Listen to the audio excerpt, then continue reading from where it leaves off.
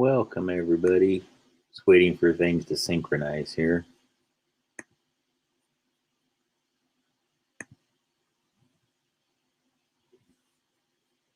There it goes.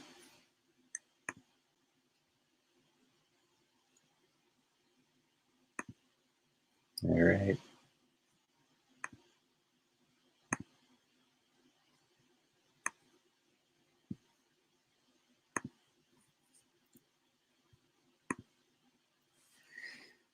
All right. My apologies, folks. I usually try to do these things closer to about 20 after. Today I was going to try to get started earlier, and then the best laid plans. So I apologize. Just a lot of things happened all at once, and I knew there was no way in hell I was going to meet 7 o'clock. So there you go. I'm here. Sorry about the delay. And thank you for joining. Now, this one here is a little bit of a strange topic if you're not familiar with it. So I went ahead and in the description, I placed a lot of links that show material relevant to this topic. I posted this, in advance enough to where you might have had time to go through most of it if you felt like it. But if not, you may find it's relevant later. I'm going to be referencing most of these links that are inside the description during the presentation. Now, this story is one of those things that I felt a little bit almost like, am I in some kind of a weird reality tunnel where somebody just kind of going like, again, guys, my name isn't that uncommon, Gabriel. But I wouldn't say I find a lot of people with it on the street, not typically.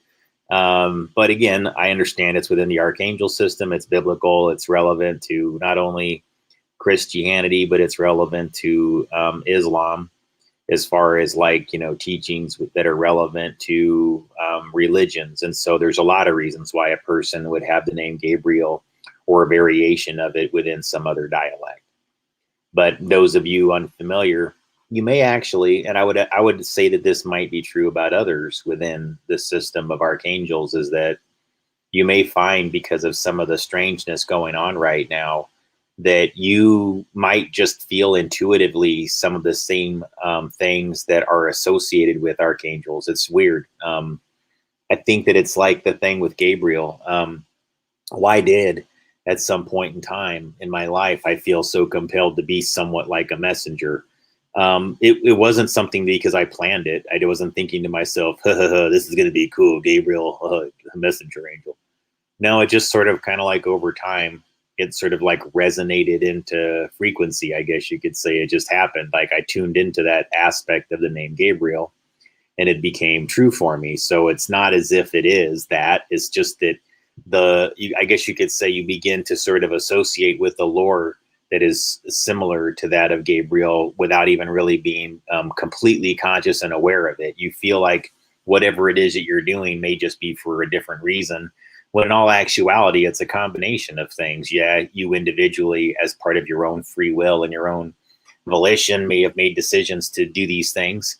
But I think that there's also an aspect within the collective consciousness that sort of calls you and says, you need to do this. Don't you feel like you should do this? Don't you think that it might be your place to do this?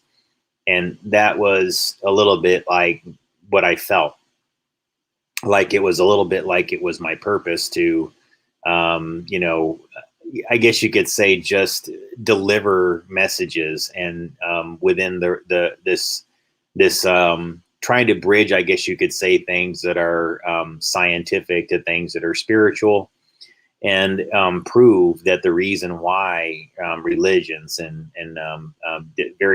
variations on faith, and what I mean to say is things wherein people concentrate and focus on something similar in the same place at the same time. And so I would say that that's consistent with things involving belief and faith, and then belief and faith manifest into when it's done in repetition and when it's done in similar ways among similar people, then you're basically adding vibratory frequency, vibratory energy.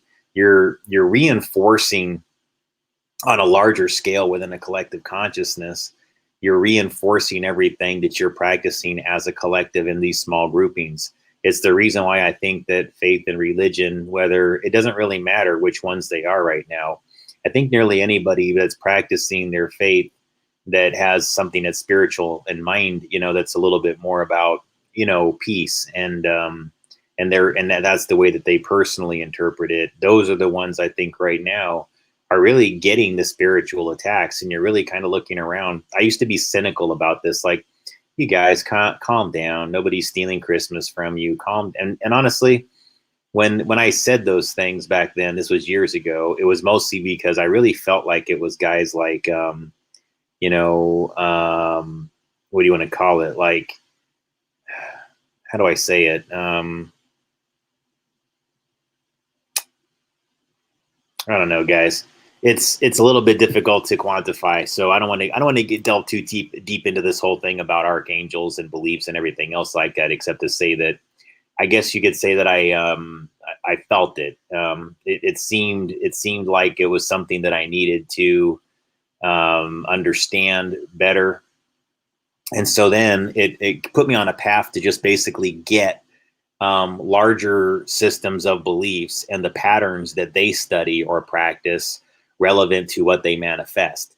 So again, within archangels, does a belief in Gabriel that across a lot of different religions and places and locations reinforce and bring into reality the angel Gabriel? Not in the literal sense that they'll come flying down with wings or anything like that. But I think what you'll find is that because within this particular set of belief systems, I think the Ark of Gabriel, as we're discovering, if you're really to delve deeply into what these things mean in a more esoteric, and I guess you could say, think of it a little bit more like, why do people make such literal interpretations of things like the Bible? To me, it feels like what this article was really designed to do was communicate something entirely different. It was meant to basically, I think, in part, prove to one set of communities that there's something relative to remote viewing that is real, that there's information, I think, that is coming from different areas and regions that's saying, guess what, guys, there is some information relevant that you need to be paying attention to, and some of it does, in fact, involve perhaps a person. And maybe it doesn't entirely have to do with always this monument or ark or whatever, because again, I found credible evidence to discuss that there was something that was going on with it. There's people that did some articles that were not the same things as the rest of them.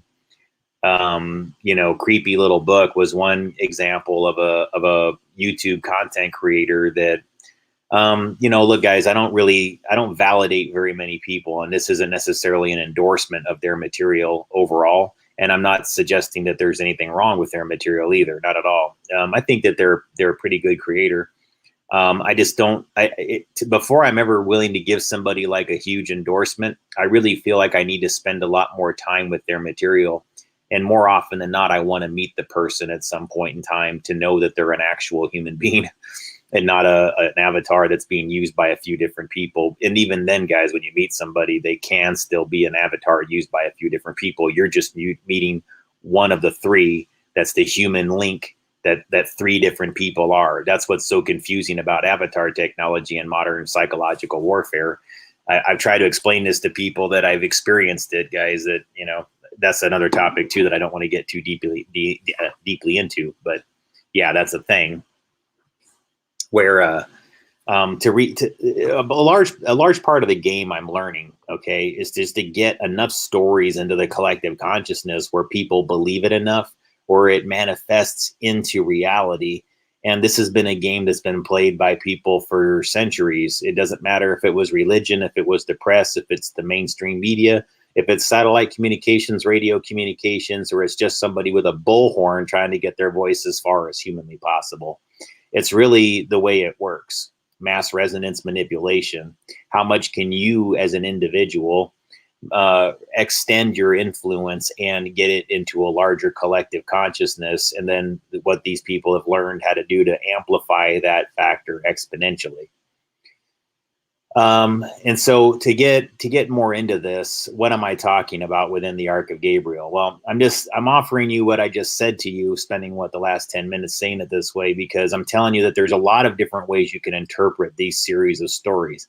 Initially, I'm thinking to myself, I don't find enough different organizations talking about this as a historical event for me to even believe that anybody from any of these places were anywhere near any of these things.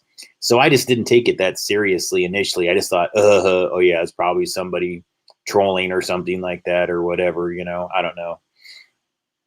But at the time Antarctica piqued my curiosity at the time. It's not a topic I've spent much time on since then. I did have somebody that was interested in my material that was sending me information about Antarctica for a little while. And I said, yeah, that's an interesting topic. I have a hard time. It's one of those ones where I feel like you almost need to spend like a significant amount of time on. And I have, but not to the point where I'm like so steadfast in what I think or perceive about Antarctica overall. To me, because I believe that we exist in oscillating fields of energy and that the earth is formed as a vesica Pisces that we unpackage in our mind's eye as a sphere. That's kind of what I believe. And but I also think that it is a sphere, which is to say that we whisk into frequency, we vibrate into frequency as a collective consciousness through plasma fields and a shared belief in these spheres. That's as simple as that. They're just spheres that we're believing in. Spheres of energy that manifest into a third order sphere. This is a trinity, okay? So when two overlapping spheres of energy meet together and one's going clockwise and the other one's going counterclockwise from it, it forms a static energy field between them. And this is what we're existing in. And we're all, as individuals, that we get a say in. We're voting. We're voting on how to bend the plasma field constantly by choosing what we believe in and what we reject believing in, what we manifest through focused concentration. Thoughts become things, thought form entities, whatever you would like to call them. But yeah, like what you ruminate on, what you focus on, what you concentrate on, what people can get you to focus and concentrate on, more importantly. And this is why I keep making appeals to people to say, like, I know it's super tempting because it's like you want to be one of the people at the water cooler that's talking about the same things as everyone else. But, the more you do it, the more you're manifesting into reality something horrible. And these people are experts at this wizardry of getting all of us to dance around the glowing box. Ooh, hey, ooh, look at the glowing box. Ooh, look at what it's telling me that, oh, grr, bad person over there. Grr, bad person over here. We should all hate each other. Yeah, riots. Let's go out into the street. Let's all hate each other. That's what the box is telling us.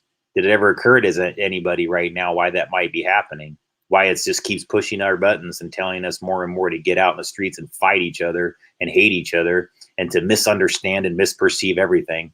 Don't you think that it's a little bit aggressive? I mean, guys, it's one thing to want to sell newspapers and then sell advertising slots on television. But the more you get into that and think this through a little bit, guys, you know that increasingly these companies that are media organizations also are national conglomerates that own everything else. And then once you drill past that, you're kind of going, wait a second, aren't you guys really just about, I don't know, 6 or 7 companies now that are all just like media and a whole bunch of products, energy interests, defense interests, chemical interests, household products, and then you get into food supply and everything else like that. And then they link them all together, subsidiary, owned by. And you really get down to it, guys. This isn't conspiratorial. I'm being real with you. I'm asking you to like drill past all that nonsense and say, what does that really mean to you? I would argue what that really translates to is that they're all just managing our perceptions and feeding us what they select for us and making sure that we have as little say in all of these processes as possible. You will eat what we tell you. You will listen to this information. You will watch what we perceive, what want you to perceive. You're going to process this for us, you little machines. You will process these messages for us, you little machines. That's what the news become. You'll process this. We're going to make you process this information, because you have to tune into us for anything to be real. And now everybody's kind of figured out that game. They're like, wait a second. No one believes that anything is manifested into reality simply because you goons on CNN, MSNBC, Fox News, and everything else say so. You're not the ones that are really bringing this into reality. In fact, we can kind of tell now that you're mostly shields to our perceived reality. You don't care for us. You don't care about us. Some of those channels are better than others, guys. I understand that. I apologize if I pissed off your favorite MSM channel. But at the end of the day, guys, it really is just, hey, high five. How, you managing your lot? Yep, I'm good at managing my lot. Are you good at managing your lot? Sure. When you've got about 6 or 7 different companies that have all the different kinds of foods and entertainment and everything, you can kind of keep every person in the world in a manageable categories of interests. So, right, if you're into certain kind of television shows and they can kind of steer you into buying certain kind of products over time, you're just like, I don't know why I just like everything to be vegan, or I don't know why I just prefer everything to be red meat. I don't know why I just really, really like beer more than anything. Yep, just beer and cigarettes for me, man. That's all I need. Well, hey, man, all I need is steak day in and day out, man. Steak and freaking beer. And the other person might just be like, oh, that's just poison. All I can have is soy milkshakes, and fried tofu burgers. I don't know what the hell they eat. I've had fried tofu. If you do it well, it's not that bad. But let me tell you something. Whoosh. No, I don't want that much soy in my life. But let me tell you something, though, right? It's the point is that it's to keep us in manageable categories that's predictable. And then at some point you start to go, well, wait a second, I can think outside of these very narrowly defined parameters. Why do I have to be in these categories? Why must I talk about this, and this to fit in at the water cooler? And this is the problem, folks. When you're trying to exit this system of information control, there's all these people that are around going, what? I don't see anything wrong. What? What are you talking about? This is fine. You're just like going, no, it's not. You don't get what they're doing. You're constantly forcing me back into the world that they're making you opt into, and me. And I'm asking you to opt out with me. And there's all of us that are saying this to everything and everyone around us. We're just like, we really got to opt out of this. We have to, especially with the types of things that they're trying to normalize to us right now, folks, which are really, they're designed to destabilize our society. And you need to understand that. The reason why you need to reject some of these things that they're pushing on us culturally has nothing to do with being conservative or liberal or anything else like that. You just have to recognize the signs when somebody simply just wants you to be confused. Recognize the signs when some external force is really aggressively going out of their way to cross the wires in the way we perceive reality. And that is the problem. That is the very aggressive problem that we're having right now. They just keep burying the more spiritual and beautiful information out there, and only reinforcing the darkest, nightmarish narratives over and over again, just trying to get you to believe it. And again, folks, it's trolling you and it's putting it out there. I mean, some of these latest ones, guys, if I spent I'm so tempted to decrypt some of the ones that have happened lately. But see, the longer I spend doing it, instead of just telling the select few people that I know it matters to, I would much rather they know. And then they can go like, wow, Gabe, you're right. Now what do we do?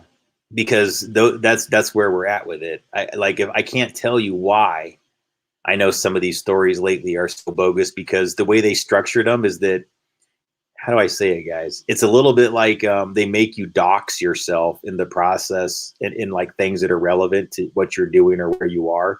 You'll have to dox yourself because they've gone that focused on making the data relevant to your situation into fakery, effectively letting people know that you're marked.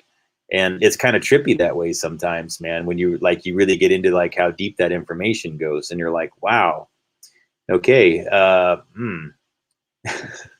on that note, I don't worry at all too much about these things, because what I started to discover about this is that part of the reason why these stories, I think, were seeded 4 years ago, and it was done, pretty close to the same time. So it was started around the springtime, extended into the summer of about 2017.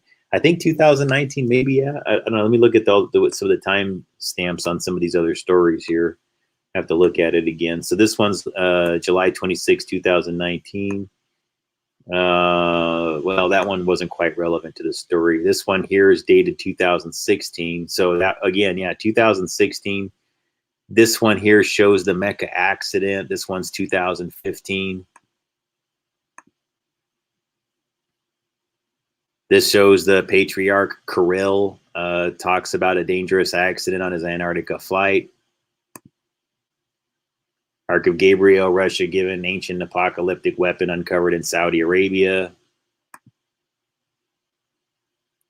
And then there's this guy, creepy little book, that did his article on it, which I think actually, you know, guys, you know, at risk of being told that I can't use it, you know, maybe I'll just play his clip and I'll let you decide for yourself, you know, how you feel about it one way or the other.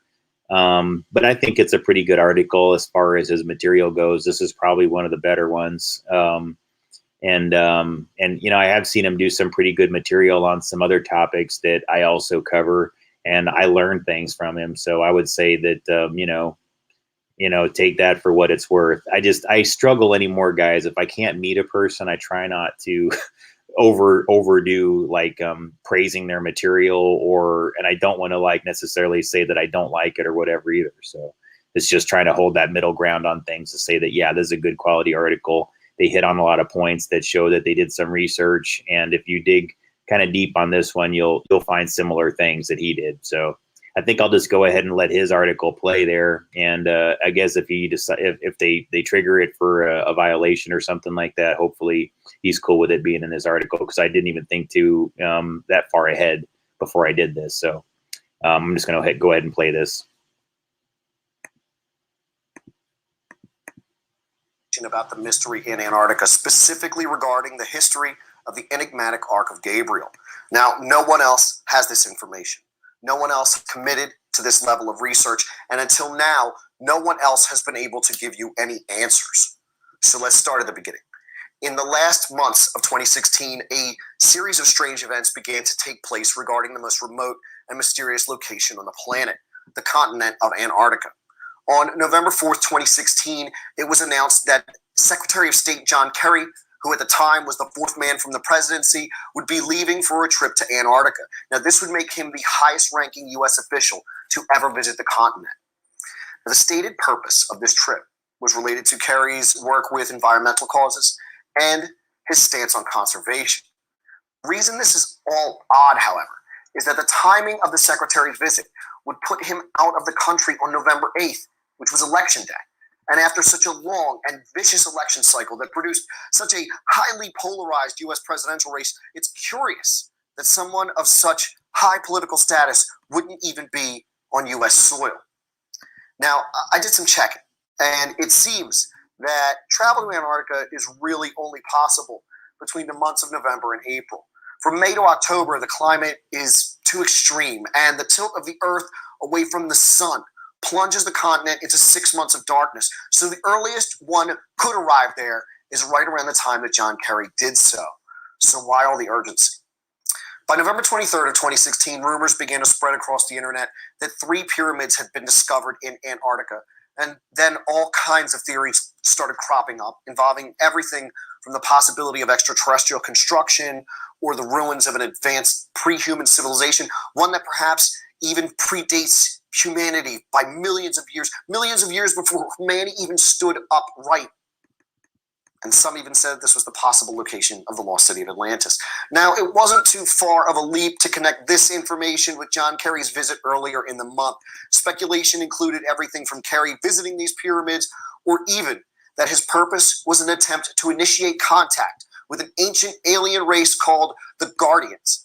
Now, it's been suggested that because Kerry sought to do so without obtaining permission or being invited, he was in breach of these beings' protocols. And it's speculated by some that the 7.8 magnitude earthquake that struck the region of Christchurch, New Zealand on November 28th, while John Kerry was spending the night before his trip back to Washington, D.C., was actually a warning from these these aliens to not attempt to do something like that again. On December 1st of 2016, news broke out that astronaut Buzz Aldrin had been medically evacuated from Antarctica due to fluid in his lungs. Now, some questioned why an 86-year-old man would even attempt to travel to such a place of extremes, considering the risks. And while all these stories establish the current climate of mystery at the bottom of the world, the events that were first published on December 6th of 2016 established the most enigmatic aspect of this search for answers. And that's when the story first began to circulate concerning an ancient religious artifact of immense destructive power. Now, the Ark of Gabriel was said to have been uncovered during a construction project taking place what is regarded as the holiest site to those of the Muslim faith. But upon its discovery, it was reported to have unleashed a powerful burst of energy, killing the 15-man crew who discovered it and causing a crane to topple, which killed an additional 107 people. 12 days later, a second attempt was made to remove this object, resulting in additional deaths in the hundreds. At this point, purportedly, Grand Mosque emissaries contact the Patriarch of the Russian Eastern Orthodox Church concerning a Islamic manuscript that had been in the possession of the Russian Church for centuries. Now, the story continues on that upon learning of this situation, Russian President Vladimir Putin ordered the mission to Antarctica with a stop at the Saudi Arabian port of Jeddah to retrieve the Ark of Gabriel so it could be transported to the Antarctic.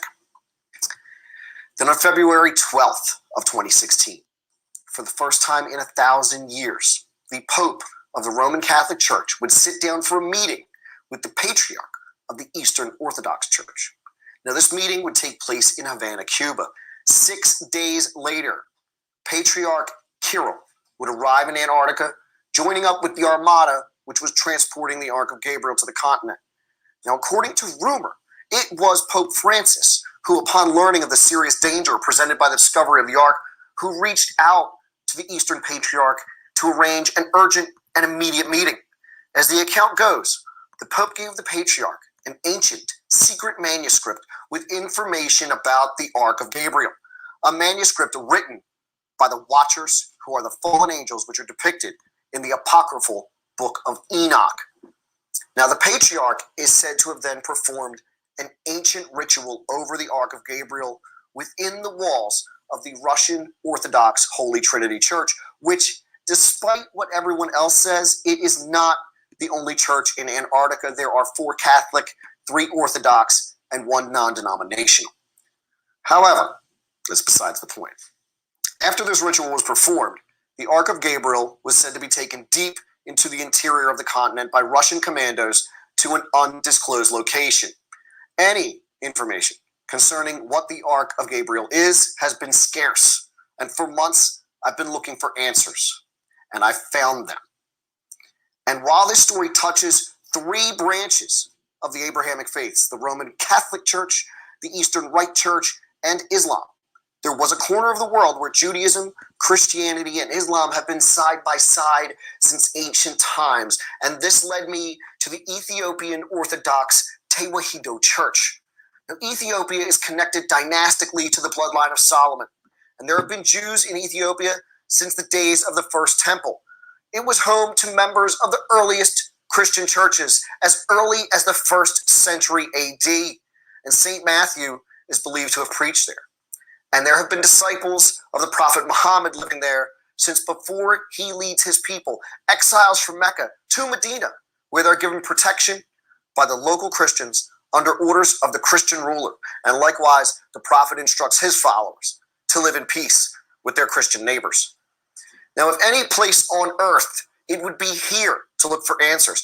Only this place has the potential to contain the convergence of varying Abrahamic traditions for any clue as to what the Ark of Gabriel is. Now, my hope was that I'd come across some piece of local religious folklore or a shred of regional or denominationally specific apocrypha that makes even a reference to such an object.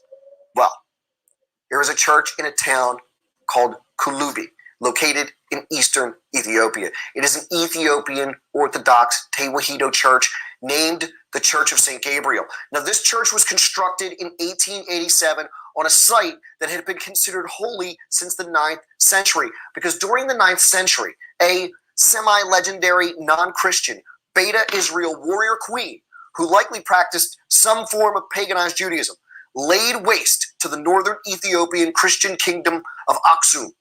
Her name was Gudit, and her name means fire. And she destroyed monuments and burned churches and relics. She sacked and burned the treasury and the prison with the prisoners still inside. Now, during this siege and this destruction, the Ark of Gabriel was spirited away to the islands of Ziwe, which they have their own interesting history, and I'll get to that in another video. But from these islands, the Ark of Gabriel was then taken by a hermit named Abba Louis, to the city of Kulubi after he experienced a visitation by the angel Gabriel instructing him to do so. However, in the 16th century, the Ark disappeared during Imam Ahmed Gragan's war against the Christian kingdom. Now, this would have been the likeliest time such an object could be carried off 3,000 miles to Mecca. This is the real historical Ark of Gabriel. But is it the same one hidden in Antarctica? I don't know. In my extensive research, I've found no reference for this Ark of Gabriel save for 2 places: in the rumor mill of Antarctica claims and theories, and in the tradition of this ancient Christian church, with a reference going back to the 9th century AD. Now, I really want to know what you all think about this one, because I've been digging at this stuff for months. I think that we finally have some solid intel on where this object really comes from and how it fits into history, because we aren't dealing with rumor or conspiracy theory anymore. These people and these places are factual. These events actually occurred between the 9th and the 15th century.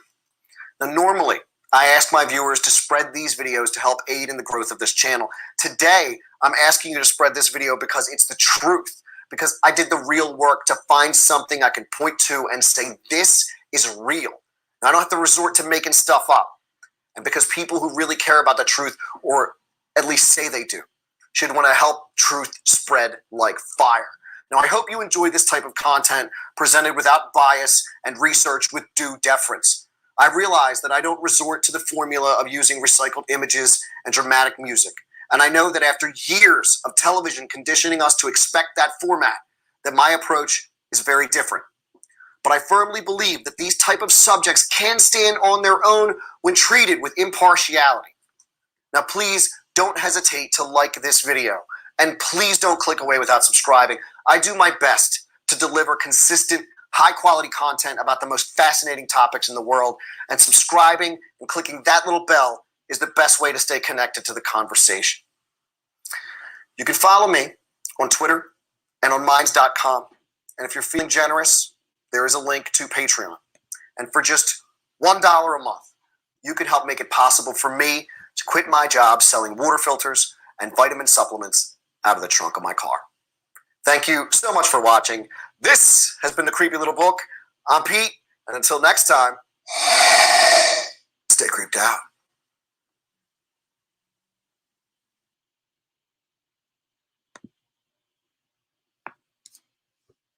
All right. So hopefully that, gave you another perspective on it from somebody else's channel.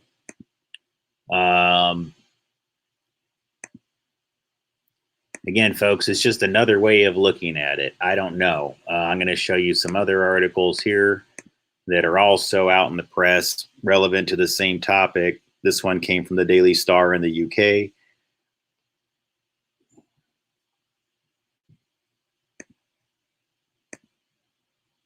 Now, let's look into things that are a little bit more tangible to demonstrate, did this or did this not happen? Well, around the same time he made that article, you'll notice that this is a man that's named Patriarch Kirill.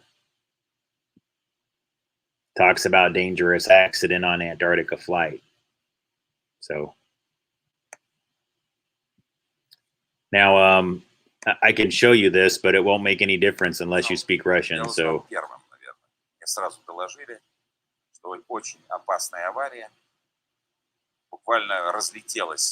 what I can do though is this. Лобовое стекло кабины, оно двухслойное. И вот этот первый слой, который... It says, hang on. Удар, он разлетелся мелкие кусочки. According to the article here, it says Patriarch Kirill of Moscow, head of the Russian Orthodox Church, said, quote, I learned about it probably the first. I was told at once that it was a very dangerous accident. The cockpit windshield glass literally shattered into small pieces. It was a duplex glass. And this first layer, which can withstand the greatest impact, it's shattered into small pieces. And the pilot said that it is very dangerous and we must immediately return to Punta Arenas. Of course, I agreed. I proposed to the pilot to fly at the altitude of 4,000 meters so that we were still alive in case of depressurization. When it happened, we were flying at an altitude of 9,000 meters, and there was a little chance that we would get to the continent. He said that there is a guide in which the flight level cannot be changed dramatically in these conditions. If you noticed, we have been flying at a low altitude over virtually the entire Tierra del Fuego for a very long time. We were at the height when if the second window would have burst, it would not have led to serious consequences. But for the most part of the flight over the Drake Passage, we were flying at an altitude of 9,000 meters. Of course, this was a risky flight.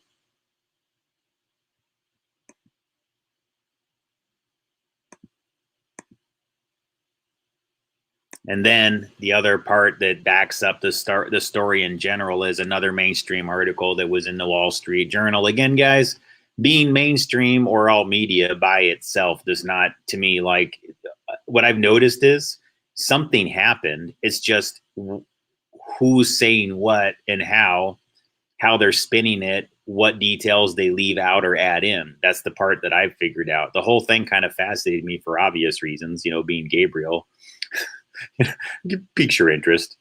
If your name was Bilbo and it was the Ark of Bilbo, then you might actually be going out and doing a lot of research on the Ark of Bilbo. Like the Billy Crystal, it says the Ark of Bilbo. Oh no. Today, actually, just a quick little humor break. I was watching for research purposes, honestly. I'm serious. There's somebody that there's like a link to things that are going on within timeline things where it required me to look into episodes of Fantasy Island starring Ricardo Montalban and Herbie Villachez as Tattoo. So I was doing humorous dialogues back and forth between Herbie Villachez as Tattoo and, where he curses a lot, because it's like Fantasy Island. You can't curse on television. So to me, it just seemed really funny if I could do all kinds of variations on the script where Tattoo was saying, F you, boss. I'm not going anywhere. The plane. Hey, boss. I don't feel too good about this, boss. Where are we going? Well, my friend, it is time we meet all the guests on Fantasy Island. Where are they, boss? Well, you see, the plane, it was flying too low because you didn't warn everybody the plane was coming in. How about I get up there now, boss? The plane. Anyways, that's a bad one. That's not even a good script. I'm just... You write the script. I'll try to do my best. Hervé Villachez. The plane. That's another one I can do, folks, because I watched a lot of television in the late 70s and early 80s as a kid. So everything that was on then, Three's Company really left an imprint. All those crappy TV shows. But anyways, there is a reason why, though. There's some actors and actresses that I've just seen connected very strangely to a whole series of different projects, including the Nancy Drew series, Hardy Boy and Nancy Drew. There's plot lines involving that where I would study the dialogue and I would go, gosh, these series really don't make any sense in any linear way. They really are bizarre. The scripts don't make sense. Again, they were good enough for entertainment. I mean, the plot took you from point to point, but you just start to realize the more you examine some of these older television series, they oftentimes, not always, but many times had scripts that just really felt like, why did somebody write that as a joke? Only a few people could possibly know why that individual part of it was funny. So what was it in there for? Why add another minute to that television series with so many unnecessary details, or that movie with a few lines or focusing through a montage, for example, like freeze framing on a whole set of objects that somebody made that happen. Somebody made that a reality. And so I catch on to these things quite frequently. And I ask myself, okay, hey, if I was a costume designer, why would I make that decision? If I was a set designer, why would I go out of my way during this sequence to make all of those objects line up that way? Because you'll see these very strange synchronicities and patterns within those things sometimes is all, you know. Anyways, boss, I did not mean to talk this long about that. I'll get back to the topic at hand. All right. That's not a very good. You have to get the list better. You have to kind of like, you have to hold back the tongue a little bit. And you gotta be a little bit more, like this. That's right. I'm not doing it deeply enough. It's a little bit too high pitched. You gotta get deep like this. And you gotta get the tongue back there like that. And then you can get a perfect tattoo. Boss. Yeah, that's actually a lot better. Sorry. I had to practice it a little bit. Ironically, I can do a better tattoo than I can Ricardo Montalban. Yes, my friend. You know, see, I just sound like a regular, you know, dude just trying to sound like, you know, Dos Equis man. Anyways, so this is the article from Wall Street Journal about people being killed in the Mecca crane accident. So, you know, again, I'm not sure if I want to play this or not all the way through, but at the risk of getting the copyright strike. But you can see here that they talk about it. They show you the footage of the crane accident. This is dated September 14th, 2015. I linked to it in the article, but you can see here it says more than 100 people were killed in the holy city of Mecca on Friday when a construction crane collapsed into the Grand Mosque during a violent rainstorm. And so this was the event that was alleged to have been the discovery of the Ark of Gabriel there in Mecca that they transported from there over to, you know, Antarctica is the way the story goes. So again, all I'm doing here is I'm showing you that, you know, according to this, yes, in fact, this patriarch is named Patriarch, rather, Kirill does in fact exist. He's right there. Russian Orthodox Patriarch Kirill of Moscow. He does exist. He did in fact go to Antarctica. Nearly got into an accident on their way. So they acknowledged that not only did the Patriarch Kirill make a visit to Antarctica, but it was a very dangerous and risky flight, and that there was things that put them at risk for some strange reason. So I thought that's also very curious. I mean, that's a pretty important guy. That's a major religious leader. I mean, again, that's a little bit like a pope of sorts. He's that important. He was communicating to the Pope, allegedly, according to the story. The Pope was sending him something, I guess, to orate within this place. So I'll read that article in a little bit here. All right. And then this article is from NewsPunch. And this one says, Patriarch Kirill performs bizarre ritual in Antarctica over Ark of Gabriel. So remember back here, this is Patriarch Kirill. So did this happen or not? Well, again, guys, the evidence shows that he acknowledges he went there. Risky flight. So let's go to the NewsPunch article. That's all I'm trying to do, guys. I don't know. Whenever you see me talk about any news story, I'm approaching it in a very maybe sense of the word. I'm just kind of going, all right, let's just see what the supporting details are. Does he even say that he was there? All right, cool. He says he went. All right. So that's from his own mouth. So we don't have to say that these are a bunch of people that are just acting like something happened that didn't happen. These are real data associations. And so I would say that the part that Creepy Little Book does that was pretty relevant was add in the fact that, and I remember this too from the news cycle, that there was visits to Antarctica by Jim Carrey and Buzz Aldrin at that same time. There was astronauts that were going. It was like, wow, why is everybody suddenly interested in Antarctica in ways that are really abnormal? So here's the other one. Should I put on my... How about I do my Casey Kasem voice? No, I want to take this seriously, guys. Sorry. Okay, so a bizarre report from the Kremlin says that Patriarch Kirill has performed a strange ritual in Antarctica this week at the mysterious Ark of Gabriel, reading a secret text given to him by Pope Francis. The Ark of Gabriel was first discovered in Mecca on September 12, 2011 by a construction crew tunneling under Masjid al-Haram Mosque, who were all tragically killed by a plasma emission when they attempted to unearth it.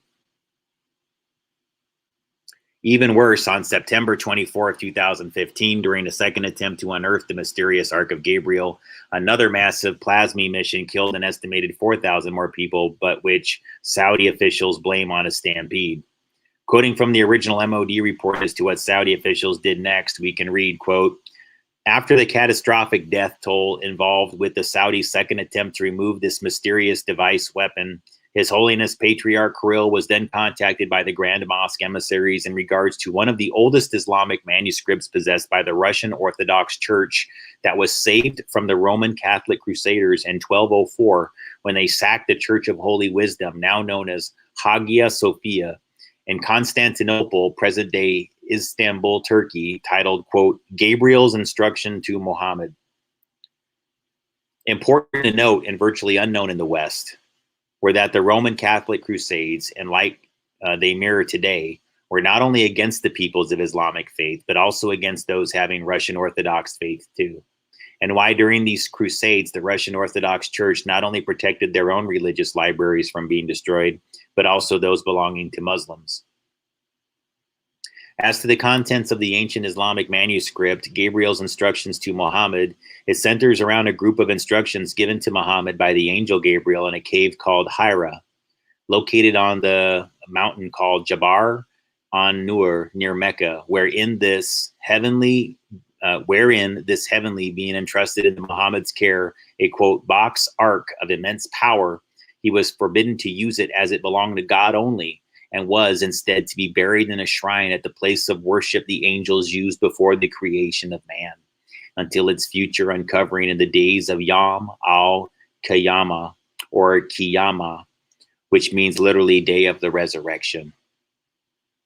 On December 6, 2015, this report notes Federation Naval Research Vessel Admiral Vladimirsky departed the Saudi Arabian port of Jeddah with the Ark of Gabriel bound for Antarctica, accompanied by a vast naval armada ordered for its protection by President Putin, and that strangely also included capsules with Russian soil to be placed in the areas of military glory and burial sites of Russian sailors at selected ports of call along the journey to the Southern Ocean.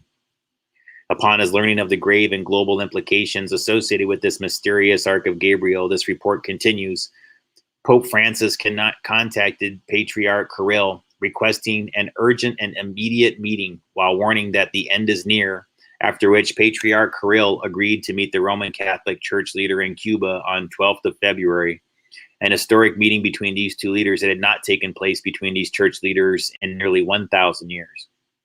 Though the exact nature of the talks between Patriarch Kirill and the Pope Francis remain classified at much higher level than we're granted access to, MOD analysis in this report do state that an ancient secret manuscript was given to Patriarch Kirill by Pope Francis that pertains to the, quote, Ark of Gabriel, whose legend behind it claims it was written directly by the Watchers, the angels described in the Book of Enoch.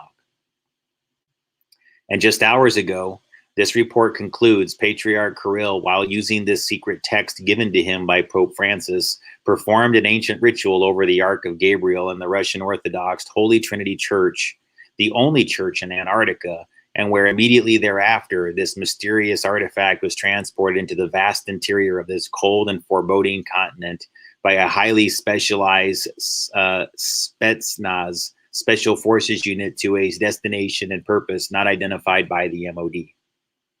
So that's another article. That one's from NewsPunch. You can find it in the description below.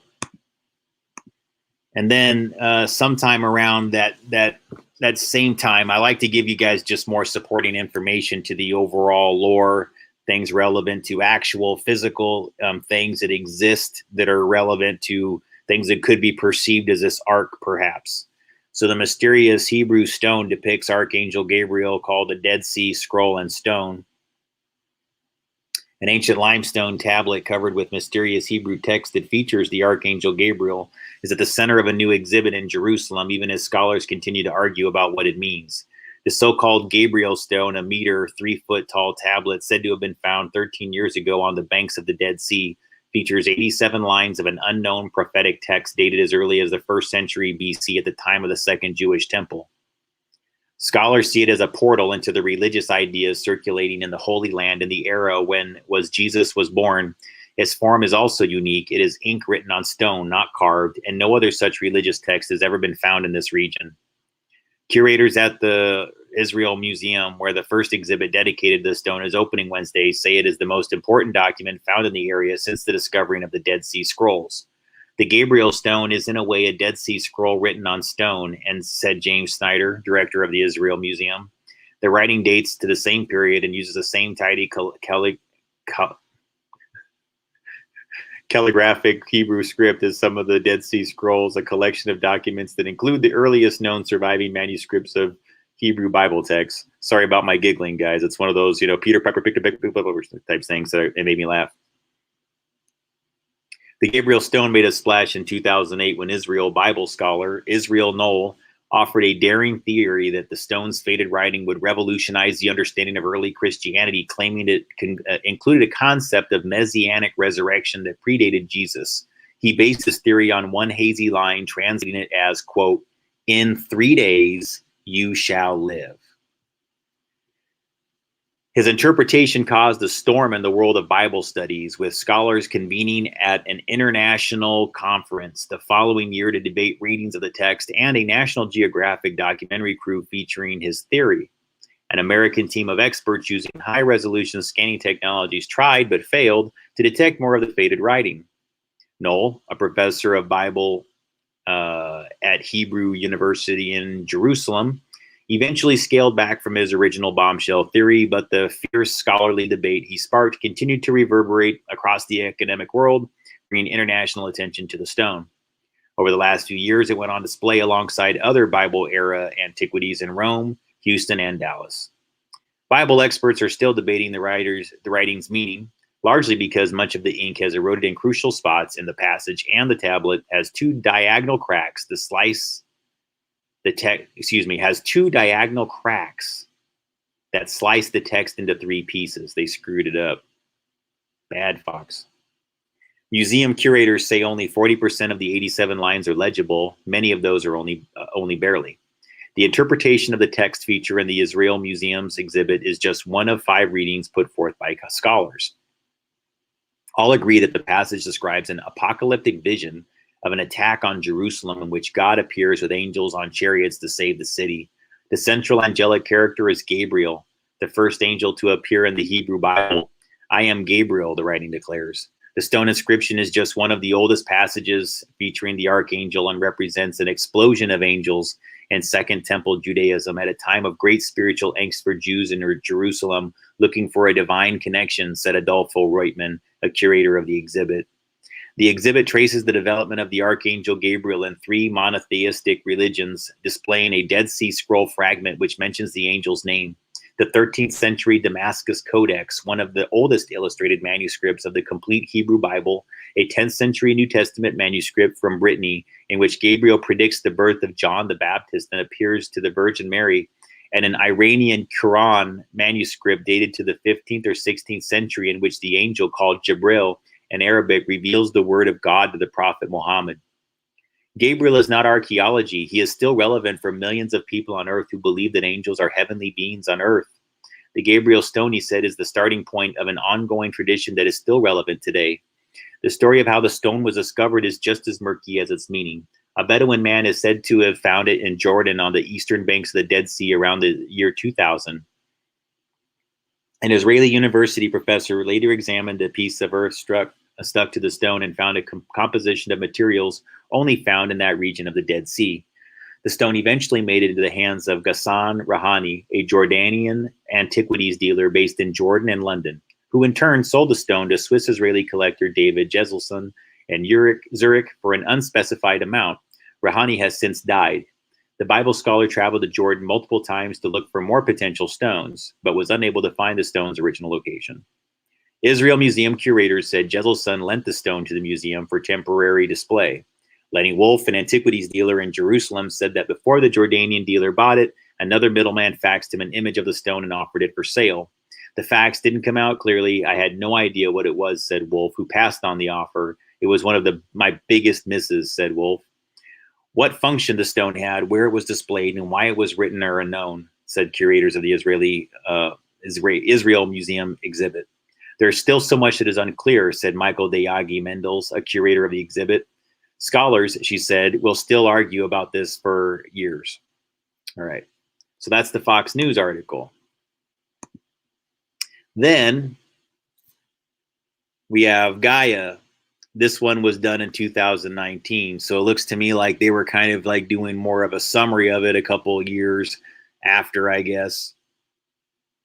That's the apparently that's the church in Antarctica, one of the Russian Orthodox churches that's out there. I think it's a pretty cool looking church, actually.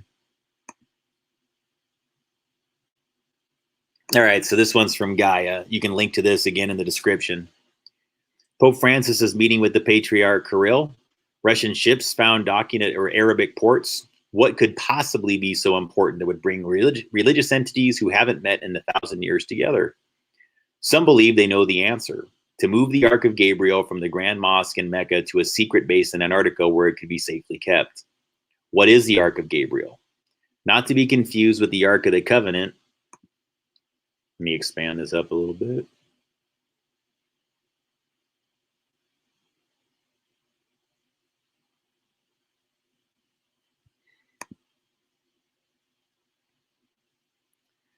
Okay, not to be confused with the Ark of the Covenant, which houses the 2 stone slabs of the 10 Commandments. The Ark of Gabriel, which is not mentioned in the Christian Bible, is a mysterious device, a secret weapon that many people are only beginning to learn about.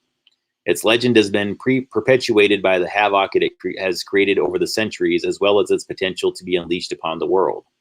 This legend is said to have ties to both the Christian and Islamic faiths, and that Archangel Gabriel is sacred to both. He foretold the birth of Jesus and dictated the entirety of the Quran to the Prophet Muhammad. When the Roman Catholic Crusaders pillaged Constantinople in 1204, the Eastern Orthodox Church was able to squirrel away the contents of manuscript from the Hagia Sophia Cathedral titled Gabriel's Instructions to Muhammad. The document details the message that the Archangel gave to Muhammad in a cave near the holy city of Mecca, Saudi Arabia. It tells of a box, an ark, that holds a tremendous power and belongs only to God. This ark was forbidden to be used until the resurrection day, and until then buried in an altar within the place of worship of angels before the creation of man.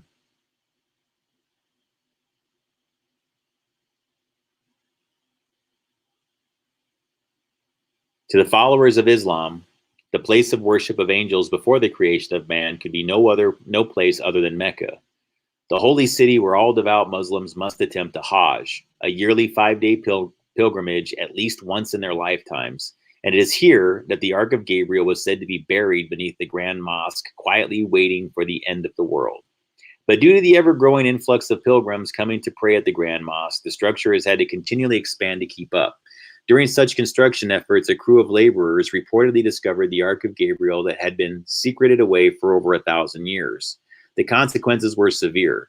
On September 11, 2015, a crane fell, causing 107 casualties, including the 15-man crew, and injuring as many as 238.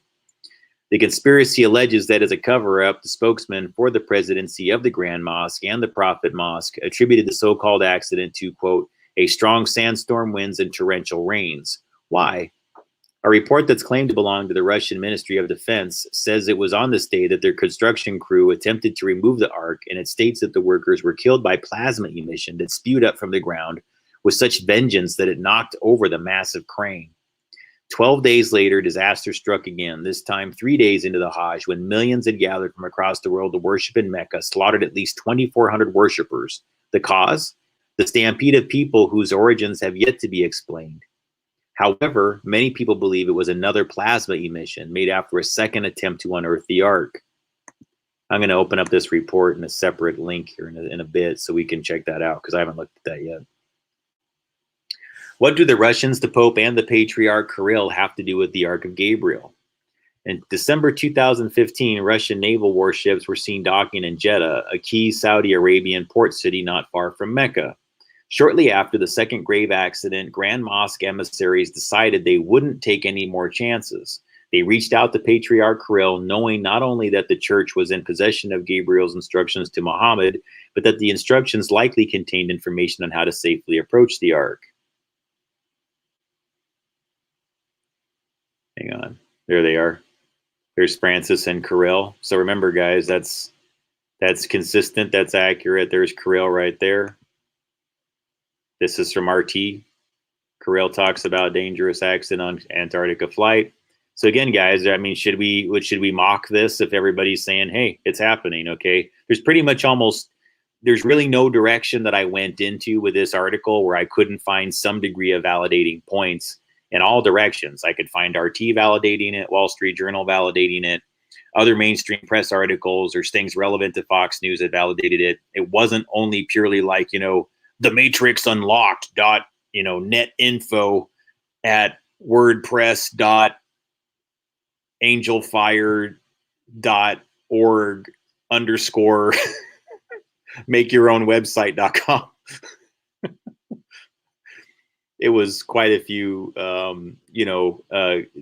respectable channels, journalists, both mainstream, which isn't necessarily respectable, but I'm saying that there is such a cross section of validation points where it did in fact happen in physical reality that I was kind of like, fine, I'm not going to just sit there and roll my eyes and go, okay, Gabriel, whatever.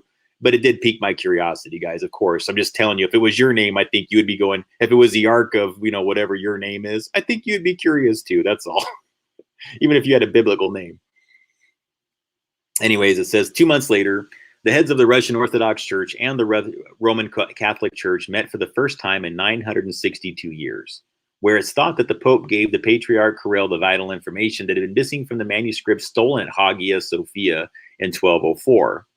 Immediately after their meeting, the Patriarch Kirill voyaged to Antarctica himself to allegedly perform a ritual using the ancient documents. Of course, without any hard evidence, the Ark of Gabriel and the rumors surrounding it can only be relegated to conjecture. That said, it is comforting to think that some of the world's most powerful entities would set aside their differences to come together and fend off the end of the world. But it is true. The hope is that the Ark stays undisturbed in the most desolate region in the world for millennia to come. Upon being debriefed of the cataclysmic potential of the Ark of Gabriel, Russian Prime Minister Vladimir Putin ordered his naval ships to transport the Ark using the Kirill's precautions to Antarctica, where the Holy Trinity Russian Orthodox Church stands as the only religious structure on the continent. Okay, these are different articles we're getting into now. Yeah, these are like supporting ones. So different topics altogether, I think. Make sure here.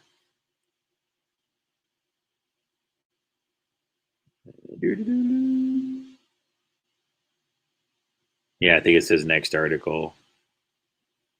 Related articles. Okay. All right. I don't see anything else that would lead into that. So let me see what it gave us when I clicked on that other article. All right. So Russia's mysterious Ark of Gabriel weapon now en route to Antarctica. This one is from, where is it? The UFO International Project. So again, guys, I usually avoid some of these types of sources and things like that. That's one of the reasons why I wanted to give you at least a whole grouping of like, what did RT say? Did we have at least one or two American mainstream press agencies that acknowledged at least that some events like this happened? And yeah, I found enough to say that whether it pieces together this way or not, I don't know. But there's enough groups that say it does to where I'm in a state of believability about it. At least relevant to it being a remote viewing, remote sensing event where they were predicting something in advance that may not have been then, but was going to happen. Kirillian. All right. And just to give you guys an idea of some of the correlations here. My name is Gabriel. I'm actually in the process of doing things involving Kirillian photography. So if you look at those things that I posted recently, the biofield things, that's Kirillian. That's Kirillian photography. Literally all you would do is take that same the patriarch of the Russian Orthodox Church, you would just take his name and add IAN at the end of it, and you would have the same name as the people that invented that process of static discharge photography. Gas discharge, GDV. Sorry, guys, I keep screwing everything up right now. But it's Kirillian photography, okay, relevant to your biofields and your energy fields. And so, again, this is like an energy weapon. Kirillian photography is measuring human energy. I don't know, man. There's always just like bizarre things. And the fact that the camera that I'm using is designed by Russians for the most part. It's a Russian, the Kirillian couple that invented it were Russians. And it's a topic that was studied by the CIA. And I could even read those things to you after I'm done reading this. So that's what I'm going to get into in a second. A shocking report, which was apparently produced by the Russian Ministry of Defense, MOD, has been circulating around the Kremlin. This mind-boggling report states that 2 satellites of the Aerospace Forces are being used for the protection of Russian Federation military research vessel Admiral Vladimirsky, which has recently left the Saudi Arabian port of Jeddah, apparently taking on board with it a mysterious object called the Ark of Gabriel. According to the report, President Putin has deemed this object to be that important that he has called in naval warships, including guided missile cruiser Veryag, the Sovremeny-class destroyer Bystry, Boris Chilkin-class fleet oiler Boris Butoma, and the powerful salvage tug Alatal, that upon the ending of their current mission in India, they are to rendezvous with the Admiral Vladimirsky in the Southern Ocean, providing it protection as it sails to Antarctica. Clearly, whatever this Ark is, it is of a huge significance to the Russian president. The report apparently confirmed that the mission started after the contacting of 25 September of His Holiness Patriarch Kirill of Moscow by representatives of the custodian of the 2 holy mosques in Mecca, Saudi Arabia, regarding a mysterious ancient device weapon discovered under the Masjid al-Haram Mosque, the Grand Mosque, during what has turned into an extremely controversial and top secret construction project, which originally began in 2014. Something has clearer got the Russian president. Sorry, it's bad. It's badly written. I apologize. That's why I can't say it correctly. Something has clearly got the Russian president's immediate attention. Sorry, guys. Please see image below of the apparent construction site. No offense to the author. It's just I make those mistakes too. So, report apparently states that the Admiral Vladimirsky research vessel began this top secret mission on the 6th November 2015 when it departed from Kronstadt on the Federation's first Antarctica expedition in 30 years. Most bizarrely, the MOD described the object on board the ship as, quote, critical military religious significance. Another very strange aspect of this was that it was also mentioned the ship's cargo will also include capsules with Russian soil, which will be placed in the areas of military glory and burial sites of Russian sailors at selected ports of call. Could this mean that whatever is on board this ship is potentially going to kill a number of Russian military personnel? This intense military project all started after the representatives of the custodian of the 2 holy mosques in Mecca, Saudi Arabia, contacting His Holiness Patriarch Kirill of Moscow about the supposedly ancient device weapon discovered under Masjid al-Haram Mosque, during which has turned into a very controversial construction project begun in 2014. This almost comes across as if the Saudis were far too nervous to try to move this unknown object by themselves, hence the Russian involvement. As you can imagine, the construction work under one of the most important areas of the world for the Islamic religion was frowned upon by many. Worryingly, raising the concerns of the Saudis and the Grand Mosque emissaries, the report went on to confirm that when this mysterious device weapon was discovered on 12th of December by a 15-man tunnel digging crew, who in their attempt to remove this mysterious mystical weapon were instantly killed by a huge plasma emission. In fact, it was so powerful that it was ejected from the ground, toppling a construction crane, killing at least another 107 people in the surrounding area. The Ark of Gabriel apparently caused a massive plasma storm, killing many whilst attending Mecca for prayer services. Coincident or not, the report goes on to warn about the fact that barely a fortnight after the first attempt to remove the mysterious device weapon was made on 12th of December, a second attempt was then made on 24th September, which killed over 4,000 due to another huge plasma emission, which put tens of thousands in panic. The Saudi officials then decided to blame this devastating situation on a stampede.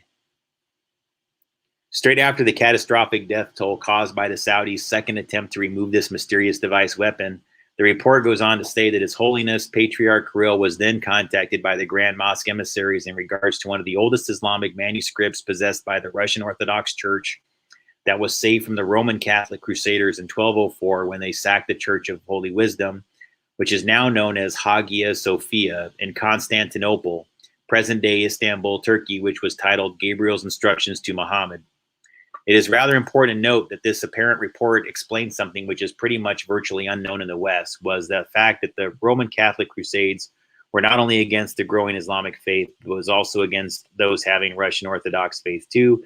And this is why during the Crusades, the Russian Orthodox Church, not only, okay, we're getting into a little bit of repetition here, but it's overlapping from another article. So I'm sorry that I'm rereading this, but some of this is new. Some of it was from the other article.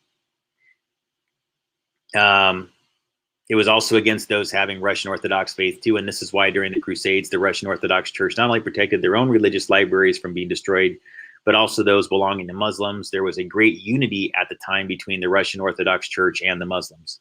The contents of this ancient Islamic manuscript, which has an intriguing headlining of Gabriel's instructions to Muhammad, this report briefly notes it centers around a group of instructions given to Muhammad by the angel Gabriel in a cave called Hira, located on the mountain called Jabal an-Nur near Mecca, wherein this heavenly being entrusted into Muhammad's care a box ark of immense power he was forbidden to use, as it apparently belonged to God and God only, and was instead to be buried in a shrine at the place of worship the angels used before the creation of man, until its future uncovering in the days of Yom al-Qiyamah, or Qiyamah, which means literally day of the resurrection, which could we be building up to yet another end of the world scenario? No, it's not end of the world, guys. I promise you that. That's one thing I know on my own information that I've got repeatedly from people that help me out, is that end of the world is not what's going to happen. That I know. But every time somebody's trying to program you into disaster, or thinking that what we're going to is a global disaster and global storms and global earthquakes and all these other things like that, that's not what's going to happen. I've been given like so many assurances on this one. Maybe it's just simply because they understand that thoughts become things on that level, and they don't want me to program that disaster, in which case, fine, touche. You know, no one would need to lie to me, but at the same time, what is a lie versus a truth when you really get down to all of these things that are discussing here? There's so many news stories that have been falsified. I'm just trying to figure out, you know, where does this one fit within fake news? And was it done for good reasons, bad reasons? Was it a remote sensing thing where they were telling people like, these are all the factors that are going to be there when it's the Gabriel? I don't know, guys, because it's weird. I'm dealing with the box, a cube, you know, that does Kirillian photography. I mean, isn't that weird, guys? Don't you think this is a little bit strange? I mean, that looks a little bit like you go to Mecca and you circle a box, a cube that's exactly like that, you know, and in it is a place where you can view the Black Stone of Gabriel, that where Gabriel delivered it to Mecca, and then they go up and they touch it and they circle that cube 7 times. It's so trippy that the types of synchronicities that occur within data, to where I've just recognized that these are sort of mass resonance, bioplasma bending events. Whenever a whole group of people gather at the Hajj to do that exercise, they're focused on the name Gabriel. They're focused on Kaaba. They're focused on, because Kaaba is what they call that cube in the center, but that's also yin and yang. Kaaba. I don't know if you guys know that. Those who are unfamiliar with how that works, but there's something deeper going on with the way these things just sort of manifested, guys. I think it's almost kind of brilliant. I mean, did they intend to do that? I mean, you know, yin and yang is Ka and Ba. And so when you think about it, that's like male and female, divine feminine. And so what they're really doing is, by circling it 7 times, they're reinforcing this ideology that transcends all these other things. It's just simply the divine feminine.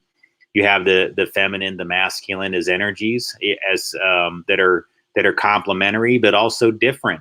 They're different energies, but they coexist, because what is created through the male and the female energy, and the Ka, the Ba, the Yin, the Yang, is that third order energy. Now you're getting into the religious concept of the Trinity that Christians believe in. And I think that these are bridges. These are, these are ways where you can kind of understand why people believe what they believe, where they come from, and how that informs, why would the Muslim pray at a certain angle towards Mecca.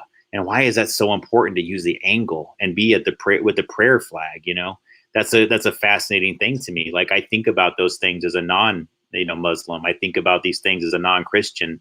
You know, what is the reason why they go and they hold hands? What, you know, when you're in church and you hold hands with everybody and you're saying a prayer, or you just reach out to the person next to you when you shake their hand. This is something that I used to have happen to me in nearly every church that I went to.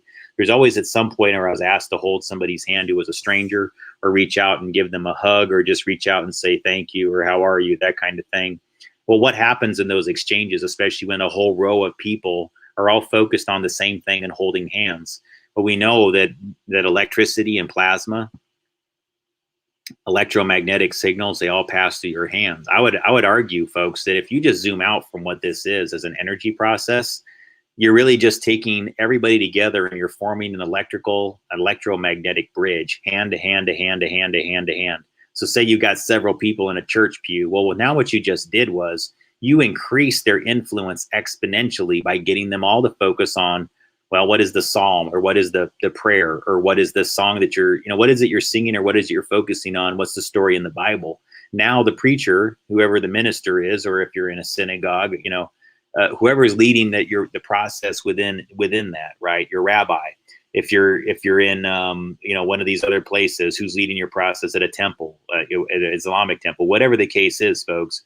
The point is that when there's a whole bunch of people, the more of them are there together, focused on the same thing at the same time, it vibrates it into physical reality, because thoughts become things. And when you translate that into an actual process involving chemicals and frequency and vibration, then zoom out. And then really what you're doing is just you're getting a bunch of people as passive conduits to re-radiate a constant message that's been sent multiple times in multiple physical locations all across the world. And it's a common document. It's in the Quran, it's in the Bible, it's in the Torah, it's in the Talmud, it's in all of these other types of religious documents that people study all across the world, that have connections to one another, that study the same people.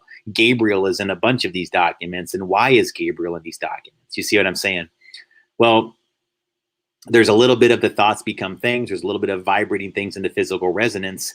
And I would argue that whatever this event amounts to, I think that is every bit as much, to me, it feels like a combination of what we're existing in currently.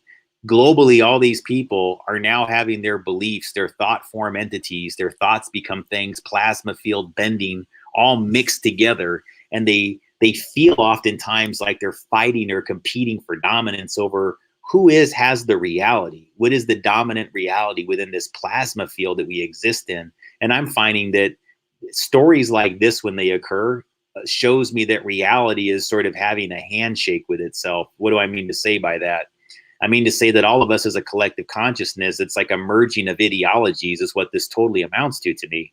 It's this concept of what the Muslims believe Gabriel is, Christians believe Gabriel is, a concept of an ark as a lot of different things. Well, an ark can be electricity. An ark can be a physical item. An ark can be a bridge, because that's what it does. It bridges something across. An electrical bridge. Why is the patriarch named Kirill? Why would his name match the inventor of Kirillian photography? That's fascinating to me. How did that vibrate into resonance as a synchronicity? Did you ever think about that? Because really, when you get down to it, Kirill, the Kirillian, the couple that came up with Kirillian photography, that concept, if you ask me, is the ark. It is the bridge. It is the link that bridges everything that's scientific into everything that is faith-based, and it helps people that are religious. I mean, to me, the Patriarch Kirill would benefit from what Kirillian photography and what I'm doing with this little cube here. To me, it's all manifesting as echoes and reflections. See, I don't think it's about me. I think the fact that, for me, the Kaaba has turned into this box. I think for me, Kirill is Kirillian photography. I'm Gabriel. I'm connected to a cube. This is my cube. You see how this works, guys? It's just a reflection of reality. It doesn't mean I'm it. It means that it's an echo. It's a harmonic. It's Bell's theorem. this whole story is vibrating into resonance in different echoes and vibratory whatever. So this story got the attention of the collective consciousness and it bridged it all together. So really trippy how it's all linking. So let me continue here. Interestingly, the MOD report hardly mentions about any conversations held between His Holiness Patriarch Kirill and the emissaries of the Grand Mosque in regards to this mysterious Ark of Gabriel. However, what it does clearly acknowledge that was when President Putin was first made aware of this grave situation on the 27th December, the leader of Russia immediately contacted his senior military personnel and ordered the mission to Antarctica for the Admiral Vladimirsky research vessel. Even more intriguing was the fact that 3 days later, on the 30th of September, the Russian Air Force started bombing ISIS targets within Syria. Could this be a distraction steering this world away from what is going on with the transportation of this strange Ark of, I don't know why they put Ark of Gabriel, because there's a funny synchronicity to that fantasy island thing that I was researching where they, the characters show up and they were like going, we're here to see Clark Gable, you know, Ark of Gabriel, Clark Gable, Ark Gabriel, Ark of Gabriel, Clark Gable. I've just noticed that. Gone with the Wind, Clark Gable, right? The actor. Okay. Ark of Gabriel, Clark Gable. Interesting, right? How one's kind of an echo and a vibration of the other. The UIP summary. Now this story is rather creepy, isn't it? Something which I did a bit of digging up on, and the conclusion is that something is definitely being covered up. But the question is what? This story reminds me very much of the Raiders of the Lost Ark film, in which the Nazis in the film managed to get a hold of an ancient ark, which, when opens, releases a world of hell devouring every mortal in its path. From the destruction and deaths apparently caused when attempting to move the Ark of Gabriel in Saudi Arabia, which is discovered next to the Mecca, one does wonder whether this could be a similar scenario to the Harrison Ford film.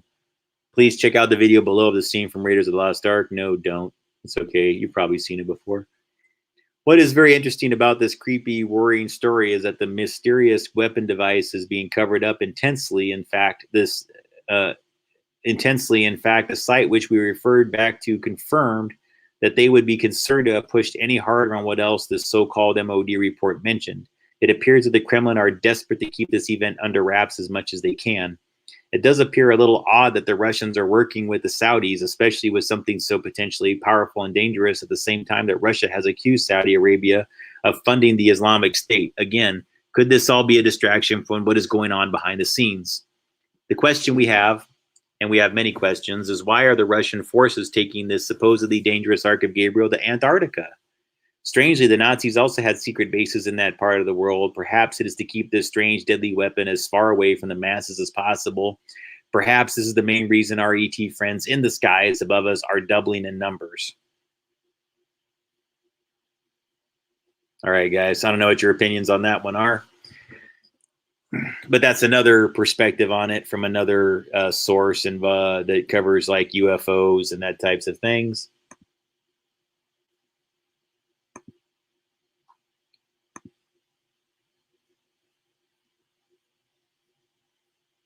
The Daily Star. It says, wild rumors that a fabled device or weapon called the Ark of Gabriel has been found at the Masjid al-Haram Mosque, the holiest site in Islam, are sweeping across the darker corners of the internet. Legends tell the Archangel Gabriel, who told the Virgin Mary she'd give birth to Jesus and dictated the Quran to the Prophet Muhammad, also entrusted an ark or box of immense power to the founder of the Muslim faith. Muhammad was told to bury the ark. Hang on here. Oh, never mind. Was told to bury the ark in a shrine at a place of worship for it to be brought out at as the end of the world approaches. Paranoid survivalists believe Saudi Arabia has uncovered the ark during a major construction project at the ground mosque and handed it to the Russians. They claim the Russian military is taking the ark to the Antarctica, possibly to a former Nazi UFO base. You wacky conspiracy theorists. A blogger calling herself Sorcha Fall claims the custodian of the two holy mosques in Mecca contacted the Patriarch Kirill of Moscow, the head of the Russian Orthodox Church, to warn him builders found the mysterious box while working on a massive redevelopment of the Grand Mosque on September 11th. When the 15-man digging crew tried to remove the box, a huge burst of energy was emitted.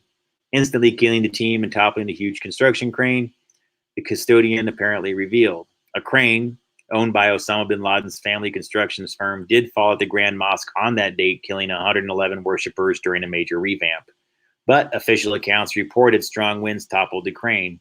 A second attempt to remove the Ark on September 24th caused a massive plasma emission that resulted in more than 4,000 deaths. More than 2,000 were indeed killed in Mecca on that date, but the deaths were blamed on a stampede during the Hajj pilgrimage. The death toll was originally significantly underplayed by Saudi authorities. The custodian reportedly contacted the Patriarch regarding an ancient Islamic manuscript saved from Roman Catholic crusaders by the Russian Orthodox Church entitled Gabriel's Instructions to Muhammad. The document, for which no other evidence exists, apparently tells how the archangel entrusts the Ark to Muhammad and told him to bury it at the place of worship the angels used before the creation of man, until it would be uncovered in the days of Yom al-Qiyamah, which means the day of the resurrection. Ms. Fall claims to have seen a Russian military report detailing all this. On hearing the news, Russian President Vladimir Putin reportedly dispatched the naval research vessel Admiral Vladimirsky to collect the Ark from the Saudi port of Jeddah. 2 Russian battle satellites were launched to protect the Vladimirsky and its precious cargo, and a fleet of Russian warships, a salvage tug, and an oil tanker carrying out maneuvers in the Indian Ocean have been ordered to rendezvous with it. Bizarrely, some of this is true. The Admiral Vladimirsky did call at Jeddah earlier this month on a military religious mission. The reason for this, its call to Jeddah, has not officially been explained, with Russian media describing it somewhat mysteriously as a business visit. Russian Navy spokesman Igor Daigalo said the vessel's crew had an opportunity to rest. Food and water supplies were replenished to required norms, but eerily, its cargo includes capsules of Russian soil to be placed in the areas of military glory and burial sites of Russian sailors. The visit is extremely unusual, as international relations between Saudi Arabia and Russia have been poor. The two are opposite sides of the Syrian civil war, which many experts consider a proxy war between Saudi Arabia and other Arab Gulf states on one side and Iran and its ally Russia on the other.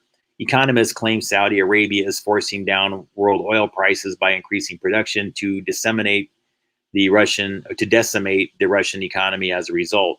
Russia did also launch 2 new military satellites shortly before the Admiral Vladimirsky's visit, and 4 Russian warships were carrying out a drill with the Indian Navy nearby. But timing is probably a complete coincidence.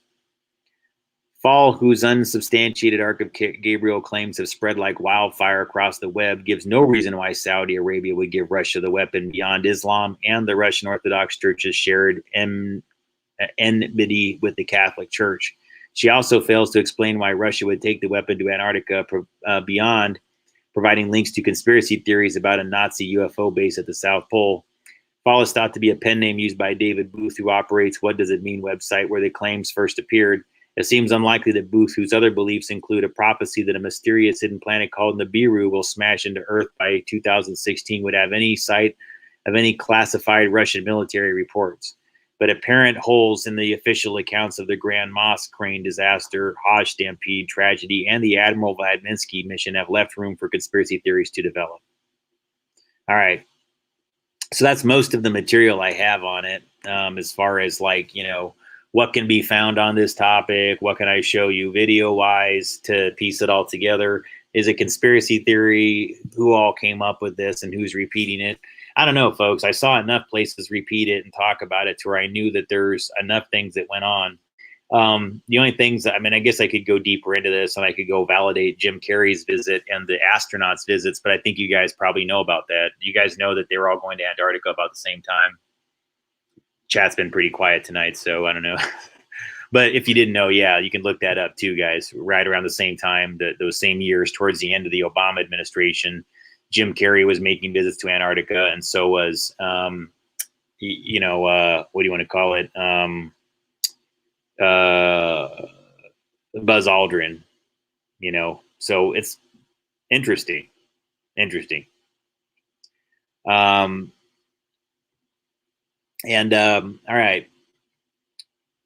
So I think we can keep talking about that one as far as that topic and everything like that. I'm not sure where else I want to take it, except for I think this could get into, I guess you could say, well, yes, I do know where I want to go with this next, because this is something that I've been talking about on Twitter.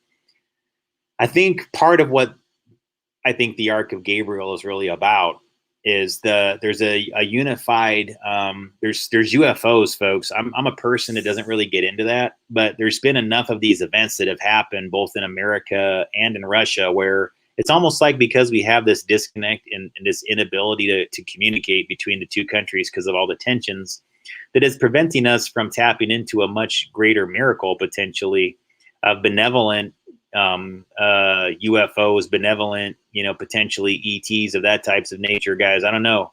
I'm not a person that gets too deep into that, but I've seen the footage of this, and I can show it to you guys. The Navy has had some footage leaked. I think it was the Navy and the Air Force had some leaked footage recently from the Pentagon relative to some pyramid-shaped UFOs. And these are matching the same types that were found in Russia. And these are ones that basically they'll float in the sky. They're very distinct. You can see them rotating. They're very symmetrical. They're very dimensional. They can float around. They don't really have any issues getting back and forth, going this way, that way, up, down, left, right. They can submerge into water and travel through water without really even, like, the water doesn't seem to affect these things. And they found multiple ones of these objects, and there's a lot of footage that you can find. And so what I wanted to do is show you some of the things that I had seen on Twitter, and I have to just show you where I reply to these things here. So let me find that really quick. But I thought this was pretty interesting.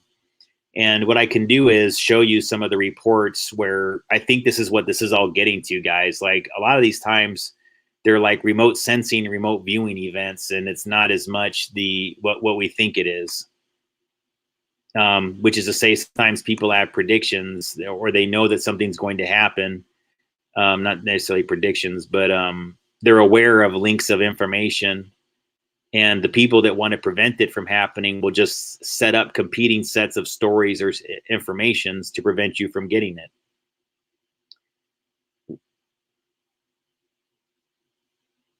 I've talked about that one in detail, so I'm not going to go into that topic, but here we go. Get this back on the screen. There you are. All right.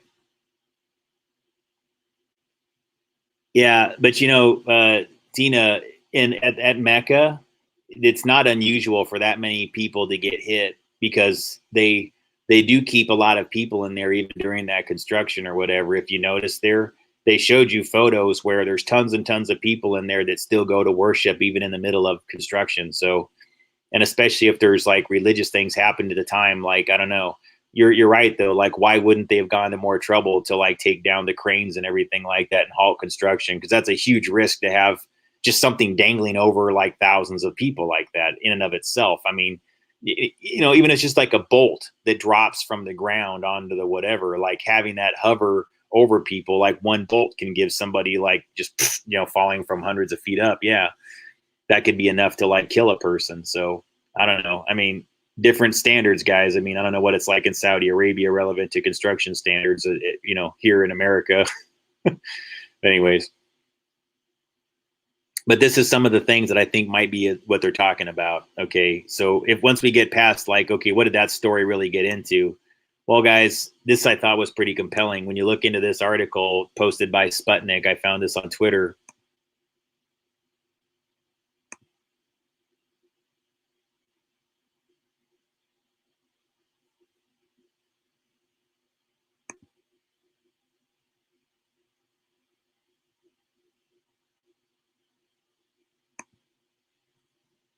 All right, this article says the National UFO Reporting Center claimed that 2020 saw at least 7,263 sightings of UAP, unidentified aerial phenomenon, in the U.S. as compared to 5,796 such objects detected this year before. In an interview with the New York Post, Luis Elizondo, former head of the Pentagon's Advanced Aerospace Threat Identification Program, gave his thoughts on a soon-to-be-released report by the U.S. Department of Defense that will focus on UFOs, also referred to as the Unidentified Aerial Phenomenon, UAP, or Anomalous Aerial Vehicles, AAVs. Described by the newspaper as a noted whistleblower, Elizondo said that he thinks the report due in June comes at a time when the U.S. government has acknowledged the reality of UAP. According to the National UFO Reporting Center, there were, hang on,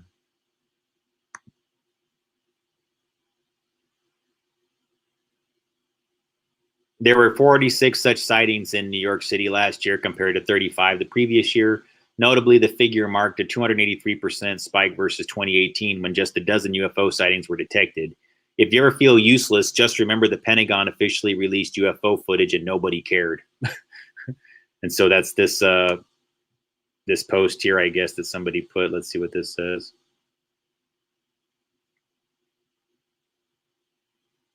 Yeah, so that's the footage of it. Nobody cared, right? All right. Nobody really responded because we're all so distracted right now, which is kind of why you guys need to look deeper. Whenever you're getting this distracted, you know, with things going on in the streets, you need to look up, you need to look around and find out, like, what are they trying to keep you from learning? And it's probably something miraculous and beautiful, healing, religious, spiritual, and they want you focused on hate and trauma and whatever else, you know. But Elizondo argued that senior U.S. national security officials have been unwilling to release more UAP-related information to the public because, quote, they felt that it made them look inept. They felt in some cases that it challenged their philosophical and theological belief systems. They just couldn't process it, the whistleblower claimed. He also suggested that growing UAP activity might be linked to the development of nuclear technology in the U.S. That's concerning to the point where we've actually had some of our nuclear capabilities disabled by these things. There is absolute evidence that the UAPs have an active interest in our nuclear technology. The remarks followed Elizondo's press conference earlier this week, where he described UAP objects as objects that are ostensibly capable of flying 50 feet above the Earth's surface or 80,000 feet high in the sky. When you see that, you recognize you are dealing with a technology more advanced than ours, the whistleblower said, also referring to their alleged capability to submerge underwater without a compromise in performance. He spoke after U.S. media reports said last week that the Pentagon confirmed imagery of these pyramid-shaped UFOs, as well as other objects resembling a sphere and an acorn, will be deciphered as part of an ongoing investigation into UAPs.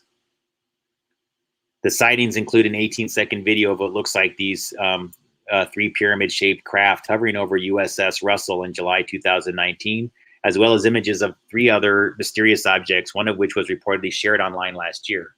Department of Defense spokesperson Susan Gao said that she can confirm that the referenced photos and videos were taken by U.S. Navy personnel. At the same time, she underscored that the Pentagon would not publicly discuss this matter to maintain operation security and to avoid disclosing information that may be useful to potential adversaries.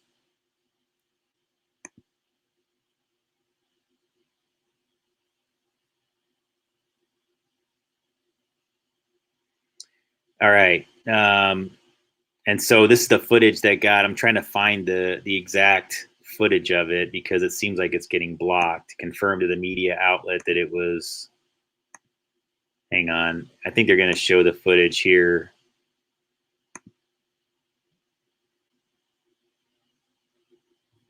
Praises, footage of the world, objects that appeared, footage. Man, it is really, this was actually easy to find all the footage.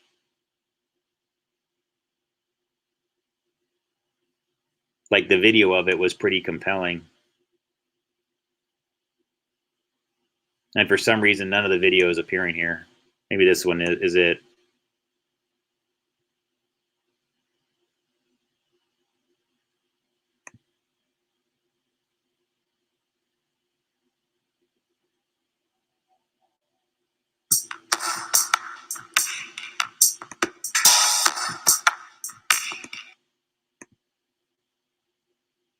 All right, there it is.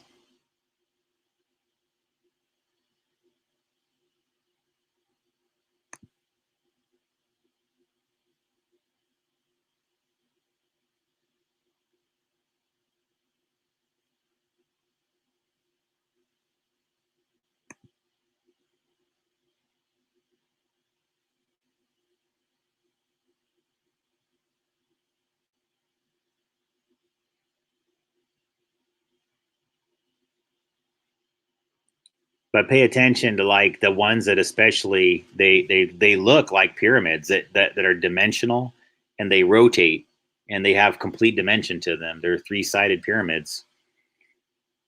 Now, what I've been doing is every time I see somebody post something about these articles, I've been just trying to remind them that it ever occur to you guys that maybe one of the reasons why certain people in the US want us arguing with the Russians so much is so that we won't be partnering on this exact type of information sets, because the Russians already know about this, guys. They've had interactions with these entities already, and they've already disclosed them to the public already and showed them the footage. And I can show you footage from years ago of this exact type of object floating across a very like busy part of, I think, either St. Petersburg or Moscow. I can't remember which one it is.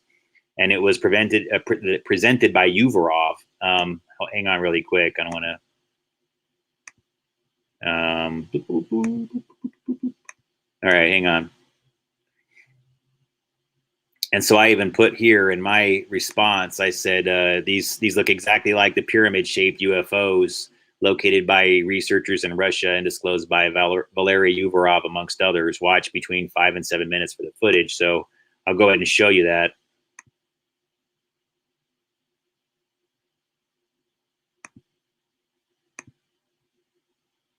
Actually, let me expand this out to...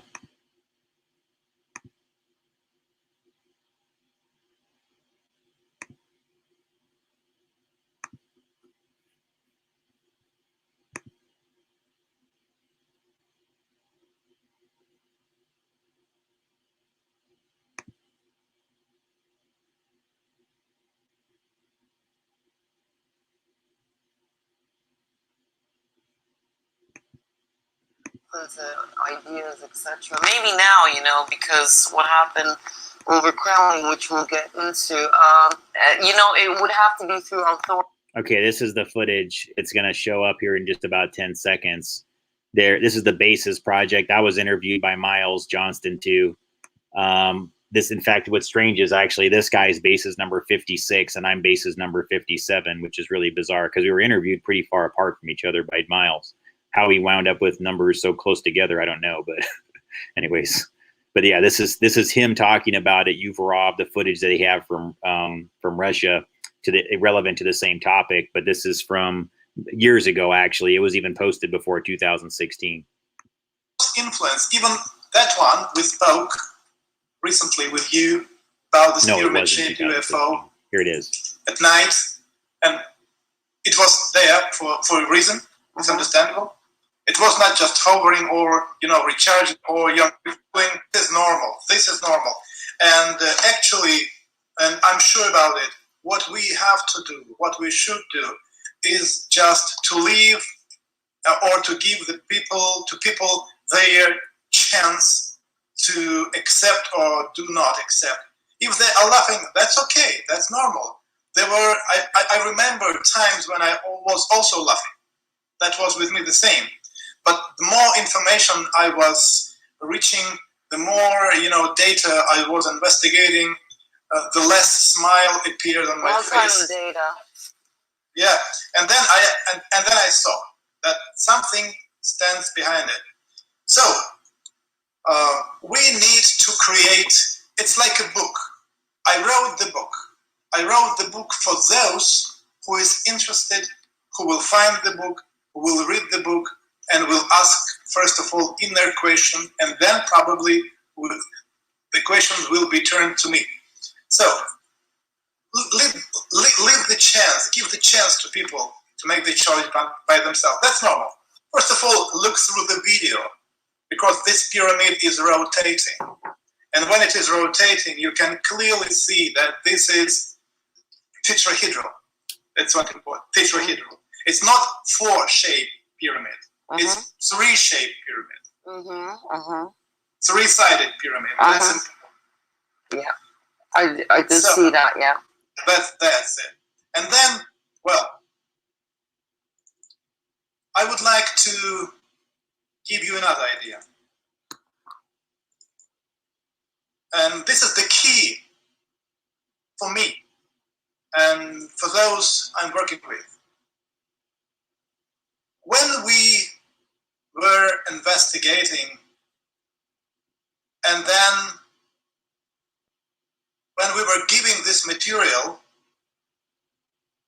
for our audience and for our readers, we did it for the first, not to persuade somebody about a reality of one phenomena or another, about UFO or pyramid-shaped object hovering over Moscow.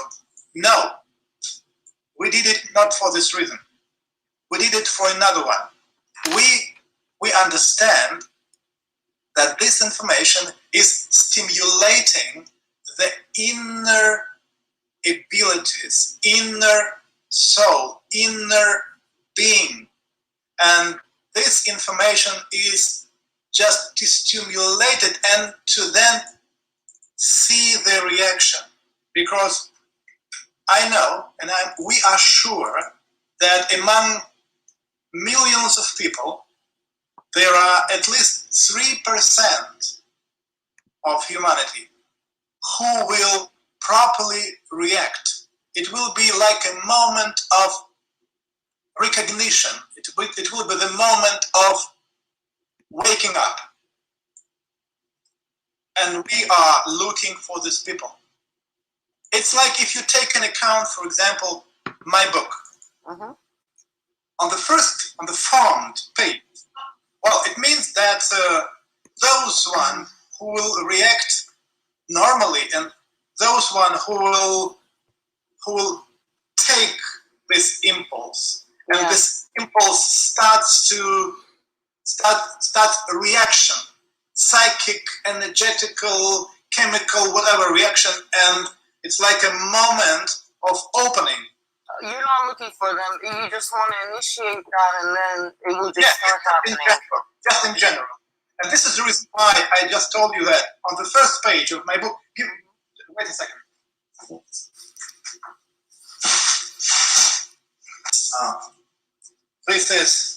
This is the moment. This is my book. Okay. Excellent. Okay. Beautiful book. Beautiful book.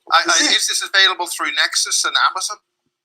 No, it's still in Russian language, Okay, but it's fine. translated into English, but it's still not printed. Okay. I think that this year probably we will do that, or maybe we can do it together with you. And then see. Will you have this available by August? We will Yes. see. So look very attentively at the book. Yes.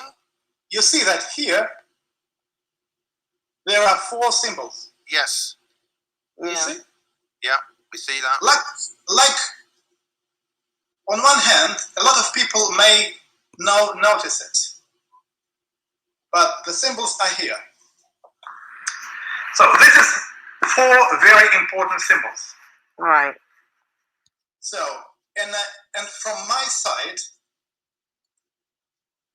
the idea and the reason why I put the symbols was kind of provocation. I'm provocating, especially those who claim themselves, on one hand, being in contactee, in direct contact with the teeth, talking, each minute, exchanging ideas, because any real ET will react on the symbol immediately. Immediately. That's because they speak ancient Egyptian. There's a link there somewhere.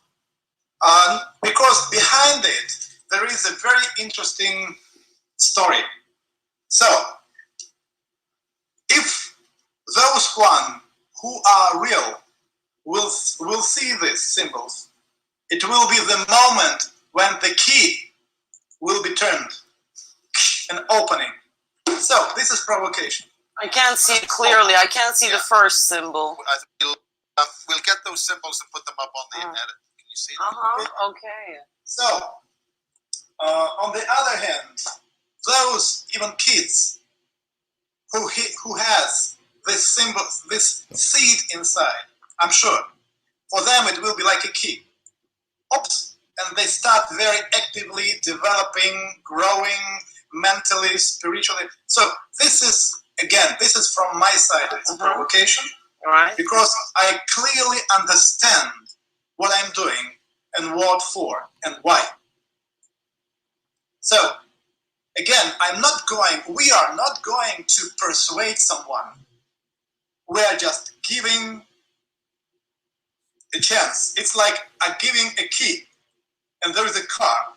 You can keep this key in the hand, saying, "Oh, I'm not.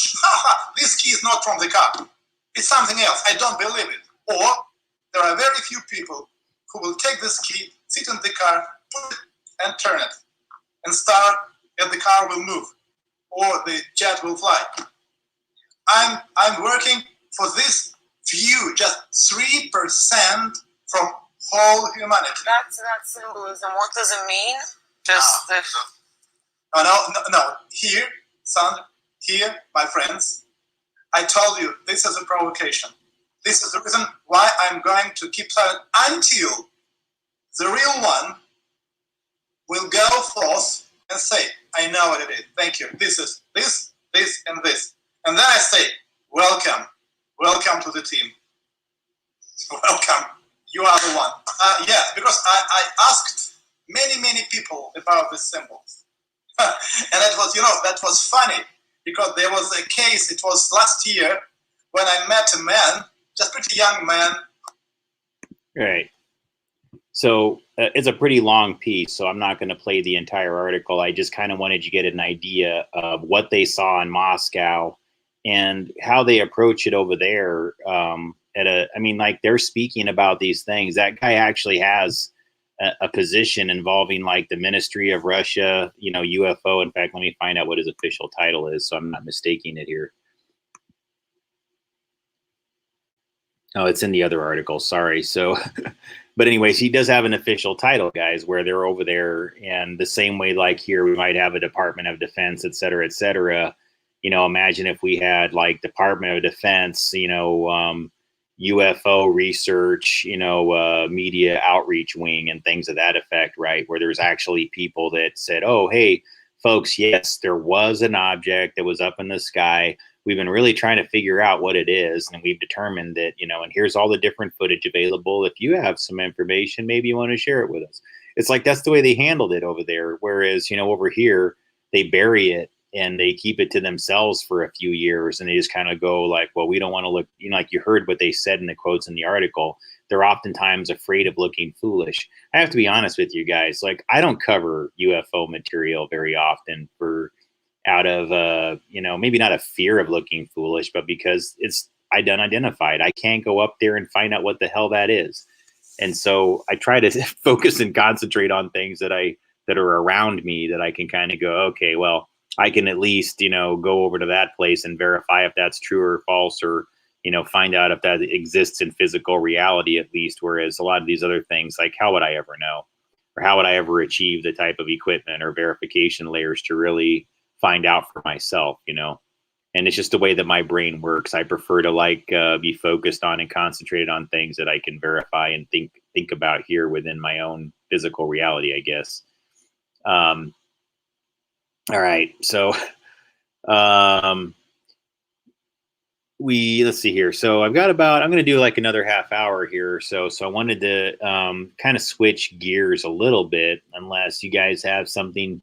I'm trying to think if I had any more footage that was really good involving this UFO, because I did respond to it, and I saw some other footage in one of these other articles that was relevant to it, where I saw that somebody, please, mysterious, and okay, let's see here, Shock G, okay, brain chip paves the way. I've been in a very humorous mood. I haven't been taking my material on Twitter very seriously lately, so forgive my humor, folks.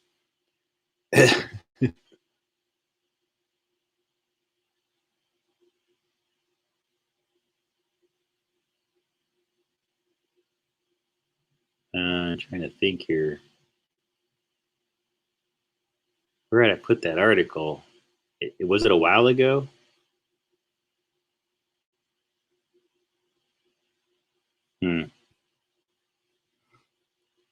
Oh well. All right. Well, I thought I had a little bit better resolution footage of the material that came from the United States, but I think a lot of you guys have seen it probably. So I'm just going to leave that topic alone for now. But you see how the whole thing kind of ties together a little bit into what I've been talking about here. There does seem to be an interconnect between maybe a little bit of the disclosure relevant to bridging groups together, maybe they normally don't talk about it. I'm not going to suggest to you folks that one party doesn't know what the other is doing, or that we would have a group that's that ignorant or something like that. I mean to say that it's just part of my personality. I really do try to create bridges between people. I'm not a person that's that does this to be shocking and salacious or to get tons and tons of subscribers that'll all line up to learn like the latest scoop on the latest blah blah blah. That's not my goal. It never has been. From the beginning, I was trying to find a way, because I personally respond to visual information better. I'm better when somebody explains it to me, gives me a detailed explanation that's not formal. Sometimes things get missed in your presentations, or you do something that's like you write an article, but something's changed since you wrote it, or you do a video piece, but the new things have happened, so you want to update it. Just things like that. That's one of the reasons why I like having a good range of things. So to the few of you who may be here that are new to this channel, you definitely want to go to my main channel and subscribe to that, because that's where the vast majority of my material is. There's literally weeks, if not months worth of video material there. That's how much is like it would amount to, if you were to watch it back to back, you could actually spend weeks watching it. That's how much material I've produced. Since 2016. I was counting it up, and my live clips totaled somewhere between 400 and 500 clips that I've done, that averaged anywhere between some sessions I do are as long as several hours. I mean, I can go as long as over 7 hours on a live session. And in other cases, I went most of them lately have been about 2.5 to 3 hours. I've been trying to keep it pretty close to that, just because for me personally, it's a better to keep it focused. I feel like you lose people a little bit when you do those marathon sessions. Who the hell can listen to that? At some point, I think I was doing like the ones that were 7 hours, almost out of spite for people that don't want to have to listen to it, but do, like if it's your job to. It was more for that. Like, how many several hour long clips can I populate YouTube with to make people who have to watch what I do, to make it to where they really just have to take notes and spend hour after hour after hour watching this, because I knew there were some people that were like that. And the point is I'm trying to educate them. Number one, I'm not trying to make their lives difficult, but if doing it the other way once in a while, an article here and there, or a few 10-minute articles a day kind of thing doesn't really cut it, then yeah, eventually I'm going to switch gears a little bit and change formats and see what I can do to up the ante and make people, pay attention to the core data a little bit more. So what I was doing, I would say since, towards the end of last year, is I've been doing these live things almost nightly. Whenever possible, I've taken a couple breaks, mostly involuntarily, from having my channel, the other channel, suspended. Like right now it's suspended. That's why I'm doing articles here. Otherwise I'd be on the main channel typically. But what I'm going to be doing, though, to be honest with you folks, for an update here, is that probably when the other channel becomes unsuspended, I'm going to be telling people to come here for live material. And so a lot of people that subscribe to my main channel have no clue that this channel exists. And I did a really bad job at telling people that it exists when I had my channel suspended last time and it got back online. And I'm telling you guys that when you have these things happen back to back like that, they're going for the jugular. They're trying to shut you down. And so I would urge anybody who has not yet pushed a subscribe button on this particular channel to please do that, and encourage anybody else that who watches this material to do the same, because that'll really help in the event that I lose the other channel. If that does happen, then I'll at least have this one going relative to my audience, like people that typically will tune in. I don't have to go, hey, the other channel's completely down now, so they got to go find this new one. You'll actually know where it is. So I'd encourage people to do that as soon as you, if you haven't, to do that whenever you can. All right. So I want to talk a little bit, even though it's not on the schedule here. I think I'm done with this particular one. So, and we're going to be right at about the 2-hour point. So perfect. Okay. So anybody who wanted to talk about everything leading up to this, the Ark of Gabriel and how that connects to UFO disclosure, as weird as everything I just told you may seem not so connected, they really are connected if you ask me. And I think this was really more about a remote sensing, remote viewing event, who knew about it, what they knew, who it was about. And the fact that I'm studying Kirillian photography, that all involves an Ark of Gabriel, it all involves Mecca, Gabriel, a cube. There's too many synchronicities that mirror one thing to the other, where even if it's a coincidence, the harmonics that exist within that echo, the patterning will be there. I hope people get what I'm saying. The same way there's a Michael, Gabriel, Raphael, etc., down the archangel system. The same way that you have different colors in the rainbow that are all represented, the same way you have different chakra points in your body, you have different frequency bands, etc. It's all within the same range of categorization and separation of different, spectrums. That's all. But it connects. And I'm making appeals to folks that understand now what Stargate really is, and that it's not just simply a place. It's not a bad movie from the 90s. It's sort of like the Holy Grail, where if you're just out there looking for a treasure, if you're looking for an ark as a physical object, you're making a mistake, because it's a little bit of everything. It's a physical location and it's a bloodline with everything. All of these types of arks, they're physical locations. A Holy Grail is both a physical location and a person. It's a Stargate, and that's what a Stargate is. It's the recognition, if you ask me, part of what this all is about. The recognition that man, the human machine, is inseparable from the earth as a machine. These are the same. They're not just harmonics of one another. They're the collective of human consciousness is the earth. So we really are the earth. I mean, and the Bible supports this with the whole Adam's rib aspect within it. You got to think this through a little bit. This is when I really started to become aware of why the Bible is so relevant to so many people. Like, if you really study it more scientifically, yeah, there's science in there. There's codes in there. It's true, guys. You have to give it that kind of credit, even if you're a suspicious atheist or a wise assy agnostic of sorts. Whatever your case might be. That's very much worth examining, I think, as a quote Christian Science, if you really think it through a little bit. That's what it kind of renewed my interest in it. Actually, it makes me want to read more about Christianity at that level and get to know it again at that level, because that's where I started getting interested in it again. And I wanted to I guess you could say, reintroduce myself to Christianity again and understand it better. But when I was younger, just to give folks an idea of why I felt connected to that whole Ark of Gabriel thing, was because I had a similar trajectory. I'm not common in that, I'm a person that when I was younger, I made a point to read the Quran, and I read the Bible, and I read different variations on the Bible. I only read one variation on the Quran because I wasn't that aware of different ones. But when I was a kid, I knew that there was like a children's Bible, and I knew that there's things like a King James Bible versus other types of Bibles. And so that also kind of fascinated me, like why that existed and things like that, right?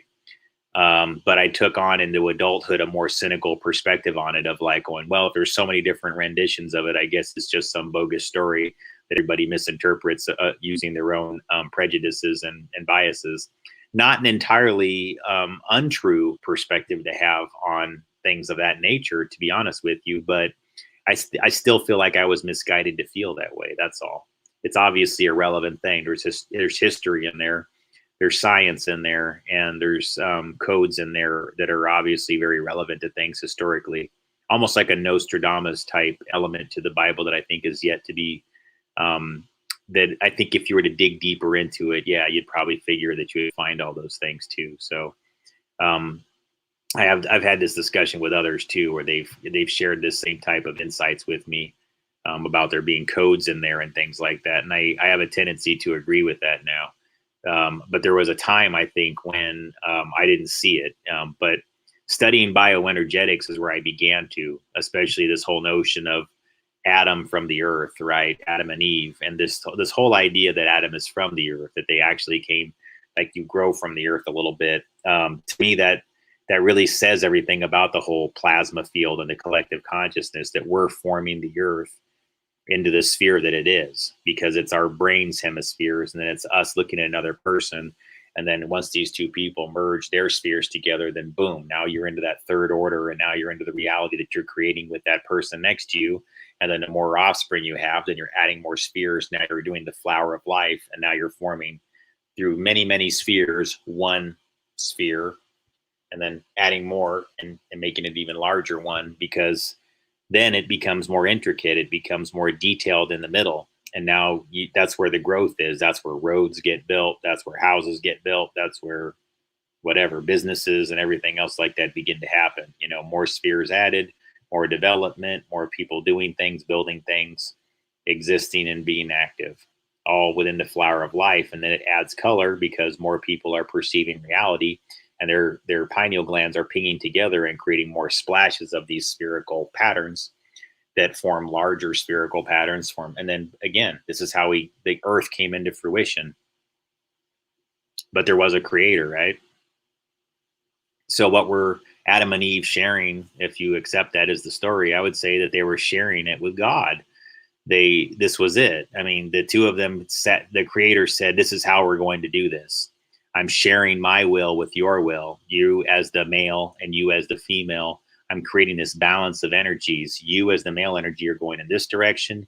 You as the female energy are going in that direction. And when you're doing this, you're forming what you exist in together. So you must make sure your energies are balanced, you know, against one another, not against, but balanced with one another. Ka and Ba, male, female, yin, yang. It's all there. Then God is the creator, as the universal plasma field is running through Adam and Eve and they have their individual spheres, which is the brain's hemispheres. And then you have, you know, the chambers of the heart. You have, you know, within the male genitalia, the testicles, you have those as spheres as well.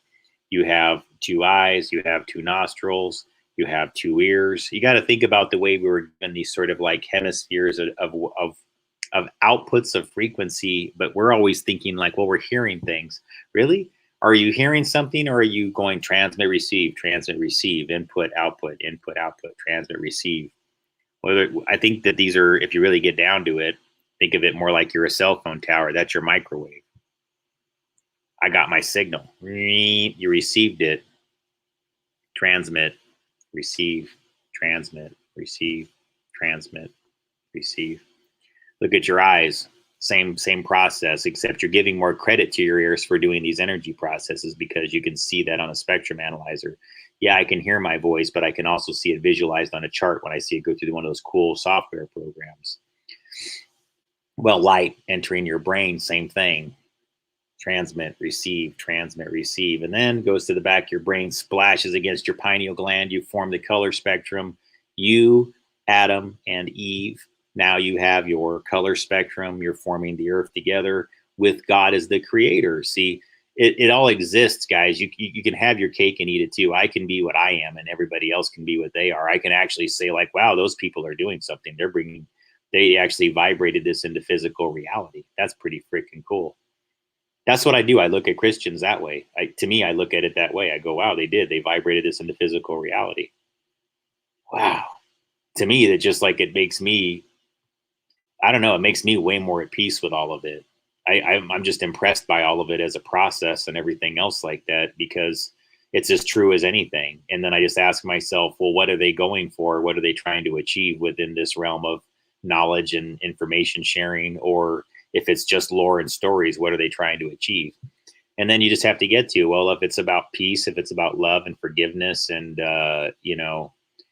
having some degrees of shared rules and ideologies to live under, to say that, we have to make sure we're not murdering each other and, stealing each other's free will or taking each other under control or, that type of things. Don't limit the free will of another person. Don't tread on me, as it were, right? Like, as the flag says. Do not violate the free will of another person, right? This should be the ultimate law. You don't violate my free will. I don't violate your free will.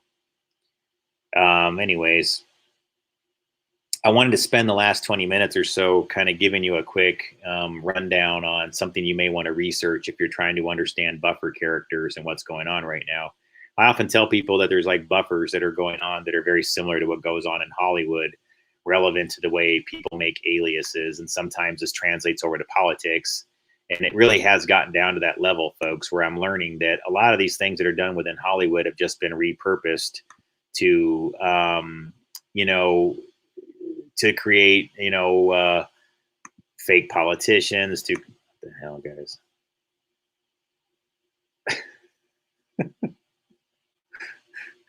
Just keep being difficult for no freaking reason. Fine. Hang on, guys. Ooh, all right. This is what got me thinking about this. I'm gonna try to make this as entertaining as I can, guys. If you're familiar, this is Hell Comes to Frogtown. I've talked about this before, but this is a great way to talk about buffers, money laundering. You know, how does a powerful mafia hide behind fake characters? How does it all work? All right. This is how you got to call BS on things that you find in the news the same way you would a movie. Because what I'm explaining to people is that there's Hollywood, and then there's the Hollywood behind Hollywood. There is the fictions that exist behind the creation of Hollywood that are every bit as fake as what you accept as reality. Excuse me, they're every bit as fake as what you see in a movie, but it's presented to you as reality. And you can find it in no greater area than here in the making of these Hell Comes to Frogtown movies, okay? This one was made in 1988, stars Roddy Piper. I'll find a good description of the plot here. Hell is the name of the hero of the story. He's a prisoner of the women who now run the U.S. after a nuclear biological war. Results of the war that mutants have evolved and the human race is in danger of extinction due to infertility. Hell is given the task of helping in the rescue of a group of fertile women from the harem of the mutant leader resembling a frog.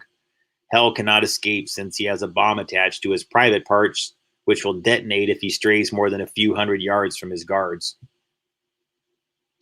Okay, so what's interesting about this movie is that I only really studied it. I wasn't really that interested in this movie as sci-fi or whatever back in the times that I was watching a lot of these types of movies for fun and less for research.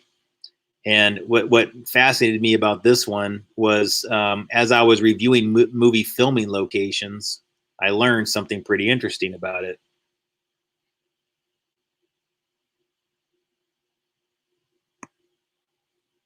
Kaiser Steel Mill, Fontana, California, which is the homestead where, like, my father worked at Kaiser Steel. All of his brothers worked at Kaiser Steel.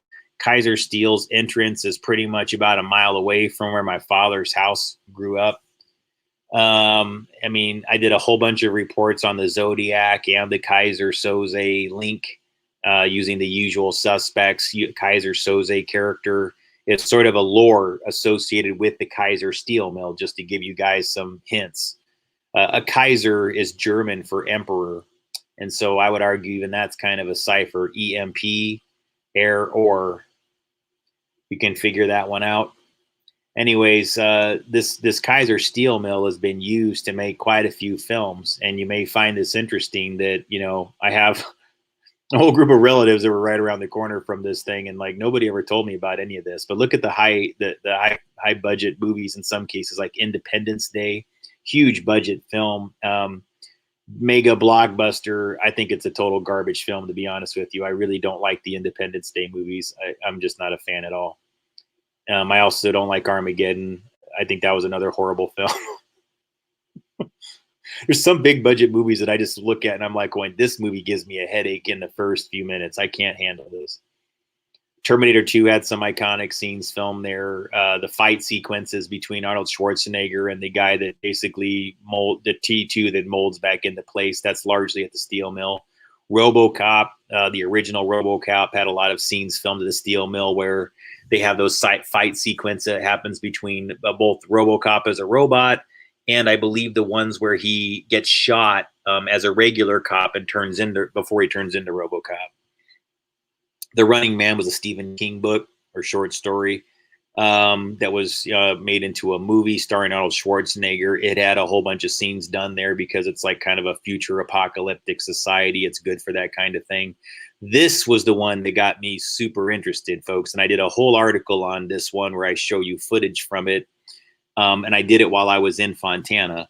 Nightmare on Elm Street Part 2 not only filmed a scene at the Kaiser Steel facility, but I've often told people there's a line that is occulted in nature that has a tunnel underneath it on Fontana Avenue that's 44.66 degrees. What I found interesting is if you play the film A Nightmare on Elm Street 2 and you fast forward to exactly 44 minutes, guess what? That's where they go to Kaiser Steel and they begin filming next to the 44.66 degree kill line where the tunnel actually goes underneath. And I really doubt that that is a coincidence.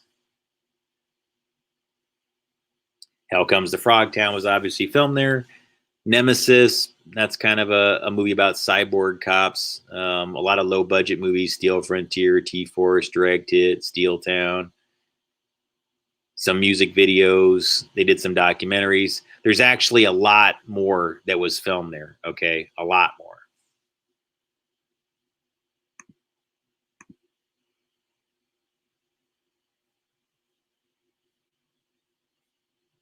They also filmed a lot of things in Indian Dunes.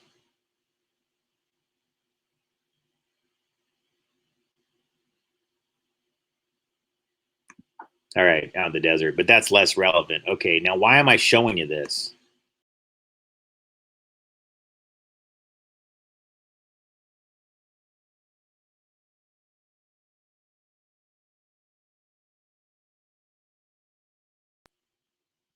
Sorry, guys.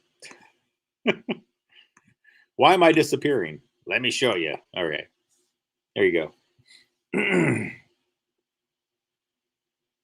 Hopefully it's all synchronized back on, guys. I disappeared very briefly for a second. That's not you. That was me. It's not you. It's me. I'm sorry. It's all me. All right.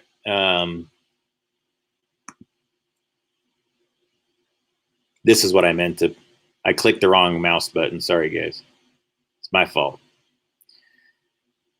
So what got me interested was, all right, so I'm aware, guys, like, okay, look, I'm not trying to be, before I go deeper into this, I'm not a total tight ass about this. Like, I know sometimes, like, there's good quality filmmakers that go, like, I really don't like that movie and I don't want anybody to know that I directed it.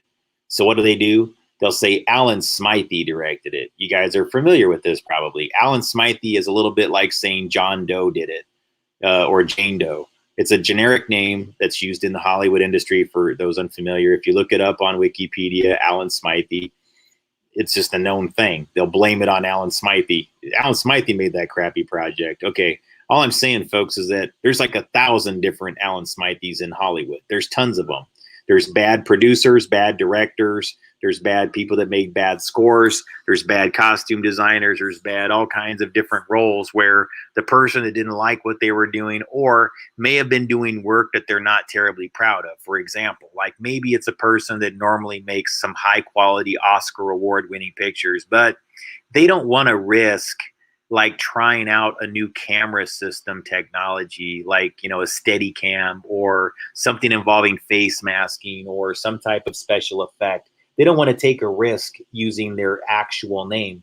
So they may elect to take like a really garbage script or something like a total throwaway story that they know they could never get a major studio to produce, but they want to try out some technology. They want to try out, you know, whatever it is. They might go, okay, cool. A good quality director might say, all right, I'm going to make a Nightmare on Elm Street movie, or I'm going to make Hell Comes to Frogtown. And that's their way of just trying it out, you know, seeing how things work. I really think that happened, especially with the Elm Street series and this one in particular, and some other series, by the way, like where high quality directors made these really, really crappy, low budget movies intentionally bad. Like they kind of went out of their way to make them actually kind of crappy. You'll see signs of their stamps. How do I mean this? Like I've often mentioned, guys, that Brian De Palma seems to have done more films than most people realize.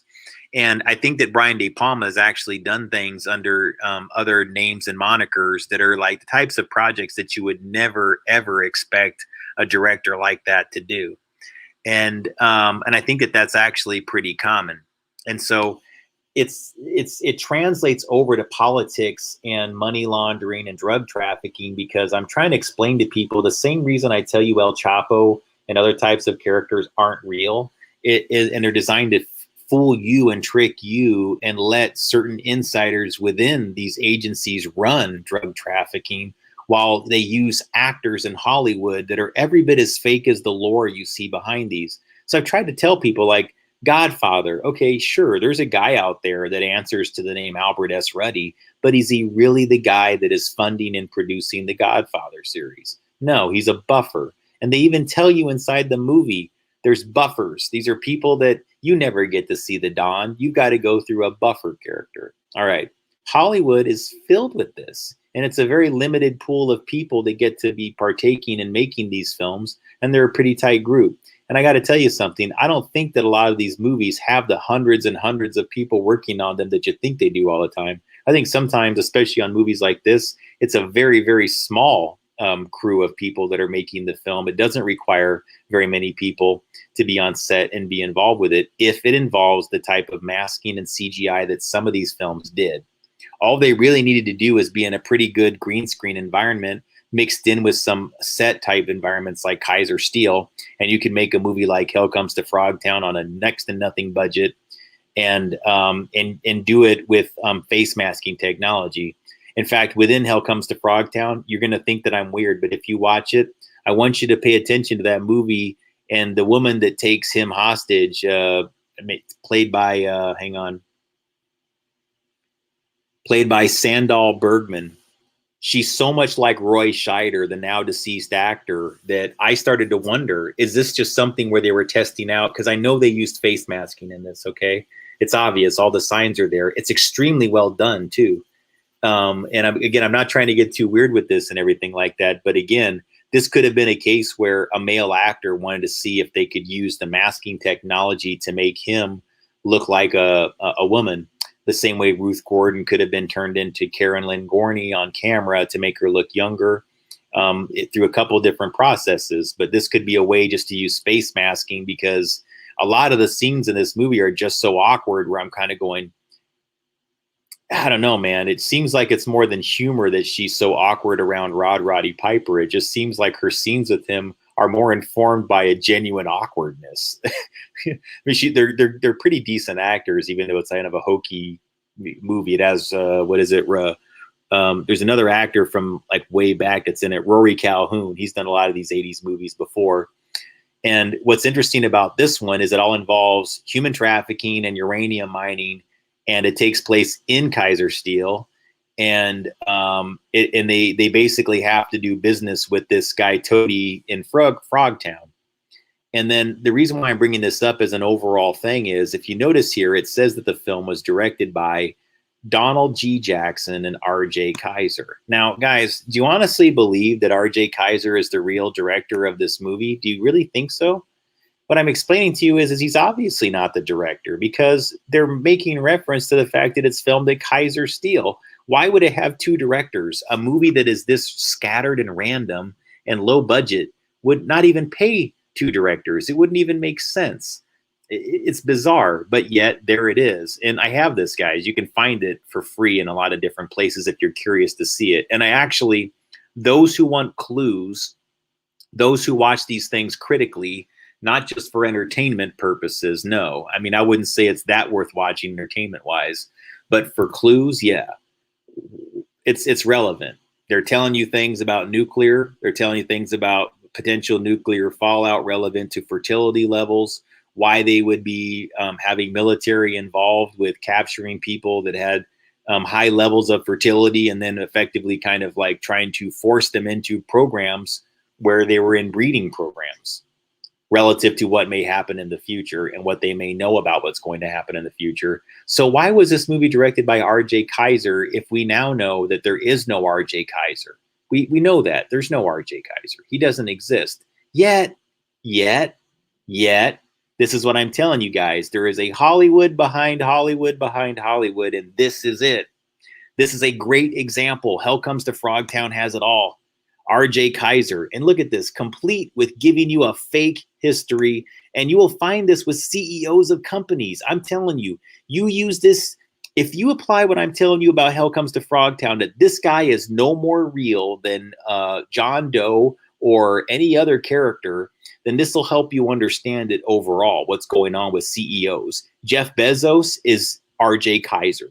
Elon Musk is R.J. Kaiser. Right down to them having these great sophisticated stories and bios. Look at this, guys, because he didn't really do these things. He's a character. His childhood home was in New Jersey. After a couple years in a commune, he attended the NYU Film School, where he graduated and worked in New York film industry. Moving to California, he edited several features for Roger Corman and then directed some cult classic low-budget features such as Death Ring and Hell Comes to Frogtown. Did he? Did he really, guys? Or is he just an Alan Smythe character? He's obviously an Alan Smythe character. There is no R.J. Kaiser. What's his real name, guys? You're never going to find out.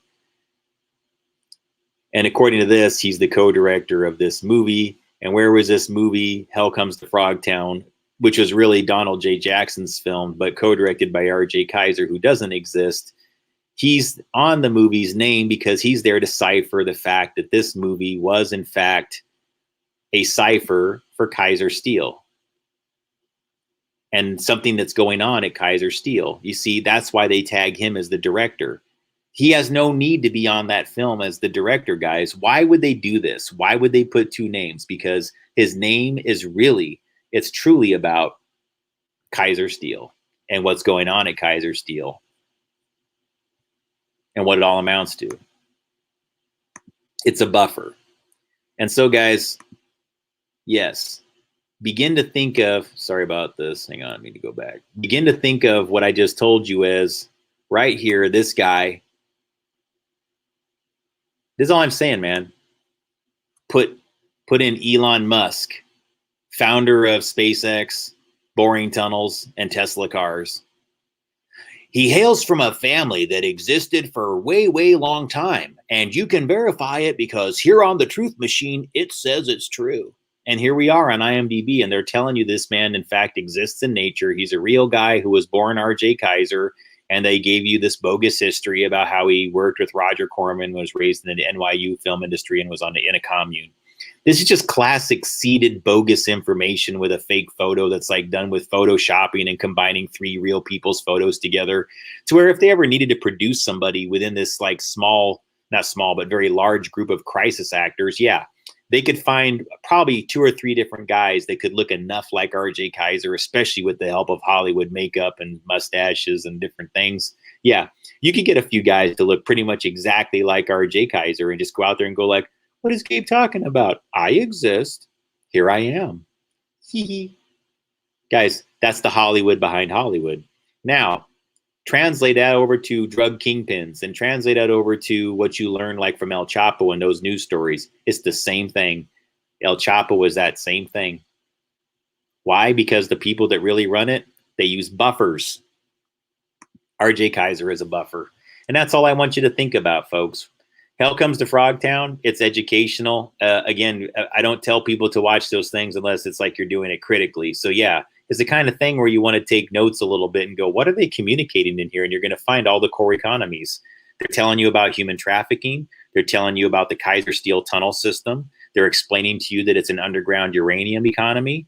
They're telling, I mean, guys, why would you have a plot line that involved mutant frogs that partner with humans in deep underground tunnel systems to locate uranium pockets? And then once you find the uranium pockets, you bore enormous tunnels which complete a large human trafficking network where the toad people will trade with the humans above ground for humans that they keep as slaves. Are you figuring it out, guys, that this movie is not just a movie? Because Kaiser Steel will lead going 44.66 degrees on Fontana Avenue's trajectory out to the middle of Nevada, or rather the southern tip. It enters into Nevada. It goes through Primm. It goes through State Line where that big solar array is. It goes through St. Rose Parkway at nearly the exact same angle as St. Rose Parkway, the street in Nevada. It's a major thoroughfare in the Henderson, Las Vegas area that bridges the interstate into Henderson and links it to, I think, the 240 highway. 15 to 240 is linked by St. Rose Parkway. So that angled road matches the angle of the line that brings you in from Kaiser Steel, guys. That's how deep this is, okay? So there's some other larger ecosystem of underground tunnels that they're explaining to you where Kaiser Steel is the entrance, and it takes you out to Nevada where, guess where it is? Guess where it is, guys? Same time as that movie was being made was when they were all looking into the Yucca Mountain facility. That's 1988. Okay, Yucca Mountain basically started to get built in around the same time. They started talking about it. How do I know? Because my family moved to Nevada because of the Yucca Mountain Repository Project. Probably not a coincidence, especially if, well, the same person that took us out there lived 1 mile from the entrance of Kaiser Steel and worked there when he was younger. Just saying. I know that person. So when I tell you about buffers, when I tell you about Hollywood is used in a very similar way, translate this to politics. And guys, I'm going to tell you something. They're even taking fake actors and fake producers, directors, and things that they've used with the face masking or as extras or as bit part characters so that one person can play like 3 people in the same movie. Then they'll try to pass those people off as human beings in reality, and then even associate a money laundering, like, you know, social security entity to them and everything, guys. That's how this is going. And that's why you have to look deeper into COVID. That's why you have to look deeper into those statistics, because, guys, they're deleting these things. They're going to create like RJ Kaisers and go like, he died of COVID. And then, you know, they charge $72,000 in a hospital visit when this person never existed. Then he's going to die and have an insurance policy that a family's going to collect on for a person that doesn't exist. And of course, there's going to be all these people that line up to go like, please feel sorry for us, because they're collecting the insurance money. They're collecting the donations when people get all in a social uproar about something that happens to these fake characters. And guys, yes, in the fake news cycle, which I'm not going to talk about, I'm only going to be on another minute here, but all of it translates to, guys, this is your code. This is your cipher. When you figure out what's going on with RJ Kaiser, Hell Comes to Frogtown, it's fun, guys. Look at it this way. It's a fun lesson. Watch it. Hell Comes to Frogtown. You're going to figure out a million different clues. It's up to you, guys. You don't have to watch it. But, you know, if you thought They Live was kind of educational, the John Carpenter movie starring Roddy Piper, you can think of this as nearly an extension of it. If They Live was a little bit of a sci-fi, you know, corny, like B-film rendition on what it's like to sort of wake up to the reality of what we exist in, and, you know, like put on the sunglasses.